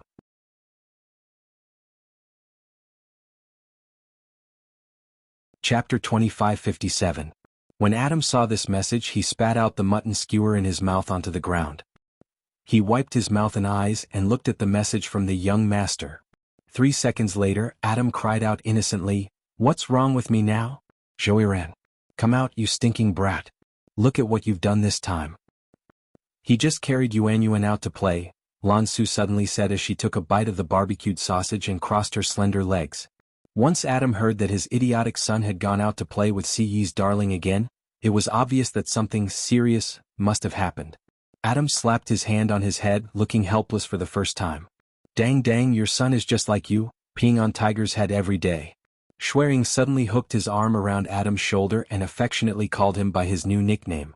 Shuiying's new nickname for Adam was Dang, in return for the nickname Wang Air that Adam used to call him. "Scram, brother Wang Air." Adam slapped Shuiying's hand away from his shoulder and said angrily. However, everyone knew that Adam's fierce tone was purely a joke with Shuiying. Ha ha ha. When Shuiying heard Adam's words, a joyful smile appeared on his handsome face. However, the deep scar on his neck looked a little sinister. In the end, Yun Jian took a quick shower and came out of the room with Ce. "Papa." When she saw Ce, the little girl rushed over. Zhou Ran couldn't hold the little girl in the end. He was afraid that she would fall, so he squatted down and put the little girl down on a clean beach. As soon as the little girl landed, she crawled over to Ce like a little loach. Normal children usually started learning to walk at the age of 1. The little girl were only 6 months old, so Ce didn't let them learn to walk early for fear that they would fall. However, the little girl could already stand up by holding onto the stairs and railings. The little girl could also stand up by holding onto objects if someone helped her. However, she still crawled normally. Furthermore, the speed at which it crawled was extremely fast. Ce bent down and picked up the little girl before Yun Jian could. "Mama?" The little girl looked up at Yun Jian in Ce's arms. When Yun Jian heard this, she pursed her red lips and walked over. The little girl held Yun Jian's hand and bent down to hold Ce's hand, and then placed Yun Jian's hand in Ce's large hand. Hee hee. When the little girl saw this scene, she happily clapped her hands and shouted. Of course, the little girl couldn't hold Yun Jian's and Ce's hands by herself. Of course, Yun Jian and Ce doted on the little girl and would naturally do as the little girl asked. This little girl has turned into a spirit. Ah. Speaking of which, young master, please forgive me. Sending me to the Amazon or something like that, or... Adam walked over and laughed out loud.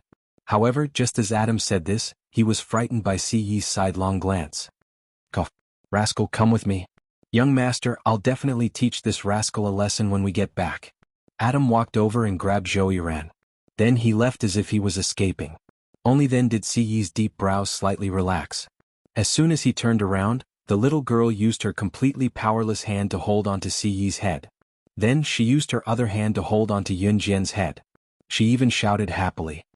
"Papa, Mama, kiss kiss, kiss kiss."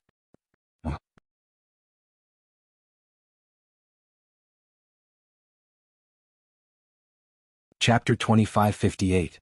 Translator, Endless Fantasy Translation Editor. Endless Fantasy Translation. Qin Yiru's mother called her old friend, page 1/1. The little girl used all her strength to knock Ce's head against Yun Jian's head.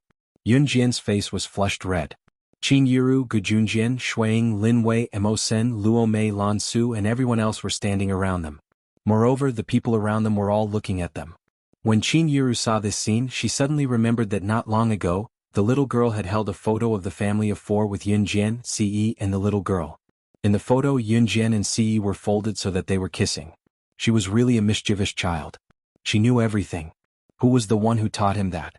Seeing this scene, even Qin Yiru was a little shy. Qin Yiru hurried over, clapped her hands and coaxed the little girl in a coaxing voice. Yuanyuan, come, Granny will carry you. Your brothers have all gone to the beach to ride the waves. Granny will take you to play with them. Come, no. Kiss kiss. Kiss kiss. Sob sob sob. Papa mama kiss kiss. I want a kiss. The little girl spoke in a voice that was not very accurate, as if she understood Qin Yiru's words. She shook her head violently as if she was going to cry if she did not listen to her. The little girl's request was really too embarrassing. Yun Jian really did not know whether to move or not to move. Just when everyone thought that Si would reject the little girl's request and throw the crying little girl into Qin Yiru's arms as usual, Qin Yiru carried her away. Si carried the little girl with one hand, and pressed the back of Yun Jian's head with the other hand in front of everyone. He bent down and kissed her seductive little mouth. This scene happened very suddenly. Everyone was stunned. When they came to their senses, they all screamed, "Oh!" He kissed her. He actually kissed her in front of everyone. Young master. Young mistress. Young master. Young mistress. Adam led the crowd. Just as he shouted this, Lan Su hit him on the head. Go home and kneel on the washboard if you want to create more atmosphere. This was indeed effective as Adam quickly shut his mouth. After being kissed by Si Yunjian, the next minute felt like a century. Her face was flushed red and her cheeks were a little soft. Until Si released hers on her lips were her translation. Her until her was her translation, her until her was translation. At 11 at a translation at around 11 at translation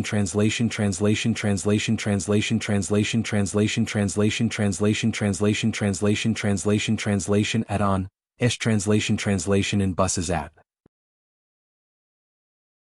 It was Mo Bufan and the others from the Martial Arts Society, Xinjiang Town's Lu Fian, Chen Sini, Zhang Xiaofeng, Ling Yichen, the remaining 6 members of Team Monarch, T-Rex Squad, Most Awesome Squad and Captain Lu Cheng were all here. As for the Kosha mercenaries, they were not here yet. The Kosha mercenaries had the ability to find their way here. Those who were close to Yun Jian usually took the bus that Yun Jian invited and were brought here directly. Mu Ying isn't here? Yun Jian asked Team Monarch's Chu Ning after scanning the area and not seeing Mu Ying. Back in high school, Mu Ying met her in Min City Military Academy, so Team Monarch's Chu Ning also knew Mu Ying. I went to look for her. She said she'll come tomorrow morning, said Chu Ning. Hearing this, Yun Jian did not have any other suspicions. The group followed Yun Jian into the luxurious holiday villa that could accommodate a few hundred people. Among those who came were Xinjiang Town's Qin Yiru's relatives. As Qin Yiru's mother, Zhang Meihua naturally came second. Just as they got out of the car, Zhang Meihua pulled Qin Yiru aside and told Qin Yiru, "Yiru, Mom called some old friends over today. You have to cooperate and not embarrass Mom in front of everyone." Translator. Endless Fantasy Translation Editor. Endless Fantasy Translation.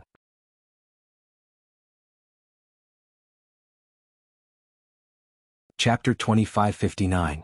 Today not only were Zhang Meihua's relatives present, she had also invited some of her younger and older friends. When one reached middle age or old age, they loved to brag about how rich their juniors were, where they had bought a few houses, how many betrothal gifts they had received from the groom when their daughter was married off, how grand the engagement party and wedding were, how rich the groom was and how well their granddaughter had married. This was probably what Zhang Meihua's generation loved to brag about the most.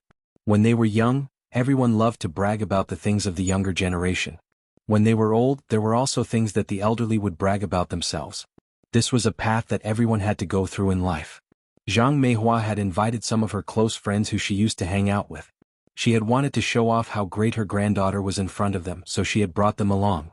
Yun Jian and Zhang Meihua had always been on bad terms. Of course, it was Qin Yiru who had arranged for Zhang Meihua to be present. Yun Jian would not force Qin Yiru to do anything, nor would she bother with Zhang Meihua. Qin Yiru could only nod helplessly at her mother's request. Everyone entered the house. Everyone gathered in the living room of this super luxurious seaside villa. Qin Yiru had prepared tea leaves to brew tea for the guests. At first, the group of old friends that Zhang Meihua had brought along were still praising Qin Yiru for giving birth to a good daughter. As the group of old women asked, they asked about Si Yi's parents. Qin Yiru did not know nor had she met Si Yi's parents, so she could only shake her head. Oh my, they're about to get married. Yiru, haven't you seen how the other party's parents look like? An old woman who was about 1.79 meters tall and slightly plump, but did not look fat because of her height, raised her voice as if she had picked on a bone. Zhang Meihua's family background. This group of old women had all heard Zhang Meihua's exaggerated boasting. Naturally, they were extremely envious. However, the other party was rich. Other than congratulating them verbally, the group of old women were secretly upset and wanted to pick on them when they spoke. Qin Yiru shook her head when she heard the old woman's words. No. What about the betrothal gifts? They're already engaged. When they get married, how much will the betrothal gifts be? The old woman, who was 179 meters tall, asked again after hearing Qin Yiru's words. After that, the old woman paused. Without waiting for Qin Yiru's reply, she continued, Yiru, your daughter is the director of new crews. She's filthy rich. Without a betrothal gift worth tens of millions, I'd like to see who can marry your daughter. In this day and age, it's not enough just to be good-looking. In the future, the woman will earn money while the man relies on his looks. Sooner or later, they'll have to break up. This old woman with a height of 179 meters was called Wang Xuanfang. Wang Xuanfang was about the same age as Zhang Meihua. Wang Xuanfang was used to Zhang Meihua bragging about how great Yun Jian was in front of her. Now that she had picked a bone, thinking that Si was marrying into the family and Yun Jian was marrying into Si's family, she exaggerated. To put it bluntly, she was mocking Si for being poor and penniless. Yun Jian was amazing, but marrying a man who might not even be able to fork out the wedding money was enough to make her a laughingstock. There was no perfect person after all. Wang Xuanfang chuckled inwardly, thinking about exaggerating the matter when she went back. However, less than half a minute after Wang Xuanfang said those words, a cold and magnetic male voice suddenly sounded out. With lightning speed, he directly replied to Wang Xuanfang, Adam, pass down the order. After the engagement banquet starts tomorrow, all restaurants in Country Z will operate for 3 days free of charge to celebrate my and Xiao Jian's engagement. All expenses will be charged to my account.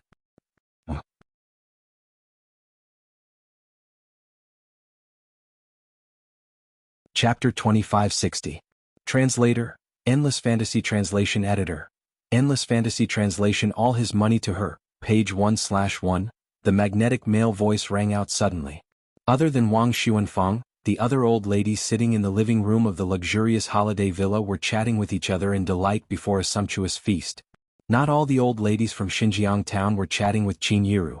It had been a long time since they had gathered together.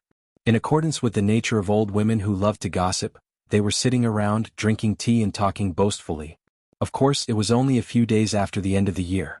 The old ladies were bragging about their son and daughter's last year's income, as well as their grandson and granddaughter's academic results and results in their final exams. Wang Xuanfang had thought that no one was listening to her, so she spoke to Qin Yiru in a tone that she thought was considerate of Yun Jian, who knew that right after Wang Xuanfang's last sentence about Yun Jian and Si's falling apart sooner or later, Si's reply was like a slap to Wang Xuanfang's face. As soon as he finished speaking, everyone present was completely stunned. Yes, young master. It was only when Adam put away his frivolous smile and nodded at Ce as he walked out of the luxurious holiday villa to arrange the matter that everyone snapped back to reality. Oh, all the restaurants in the country will be open for free for 3 days. How much will this cost? Wang Xuanfang was stupefied. Her rosy cheeks were now glowing white as she listened to Ce's words. Wang Xuanfang didn't know how to react for a while. Sitting next to Zhang Meihua was a short old woman with yellowish skin and obvious wrinkles on her face that had been crushed by the passage of time. She was a little tanned. She was a shrewd and frightened old woman. All the restaurants in the country will be open for free for 3 days. Let's not talk about the whole country. Even in Longmen City, it'll cost at least tens of millions to open for free for 3 days. In Jia province, it'll cost at least hundreds of millions. It might even cost billions. If it's the whole country, then... The short old lady's name was Rong Jiaoxian. She was almost 60 years old and was considered ugly among the group of old ladies. Rong Jiaoxian was a primary school teacher when she was young. She had a pension after retirement, so she was considered more authoritative among the group of old ladies and had led a decent life. She was considered a cultured person at best, but teachers who were usually fierce to their students when they were young were full of wrinkles when they were old. Rong Jiaoxian was one such example. What? Billions? When Wang Xuanfang heard the number of billions, she had already stood up with a swoosh. Her eyeballs were about to pop out of their sockets, and her face was green and purple. Is Jia province. Rong Jiaoxian said, is your province? The 2004 population in 2004 was? Even was is translation is was translation was translation? This was. I didn't know your son-in-law was so rich. But even if he's rich, he shouldn't be spending it like this. Ask him to take back his plan. No matter how rich he is, he'll go bankrupt if he spends it like this. Moreover, it's just an engagement. Can your daughter withstand such a grand occasion? Wang Xuanfang spoke to Qin Yiru after she recovered from her shock. She was trying to get Qin Yiru to talk Ce out of it. Wang Xuanfang had thought that Ce was not good enough for Yun Jian earlier, but now, she felt that Yun Jian was not worthy of Ce marrying her with such a grand display. Moreover, Ce would probably go bankrupt if he did this. He might as well give them more in return if he had so much money. However, Wang Xuanfang did not have the time to finish her sentence. Just as Wang Xuanfang said that, Shuiying slammed his phone on the table without waiting for Ce to step in. He glanced at Wang Xuanfang from the corner of his eye and repeated what Ce had told him earlier. All restaurants in Country Z will be open for free for 3 days. You'll only need to spend 10 days of my young master's income. Young master's betrothal gift to young madam is that all the money and assets in young master's account will be given to young madam. Not a single cent will be left. Translator, Endless Fantasy Translation Editor, Endless Fantasy.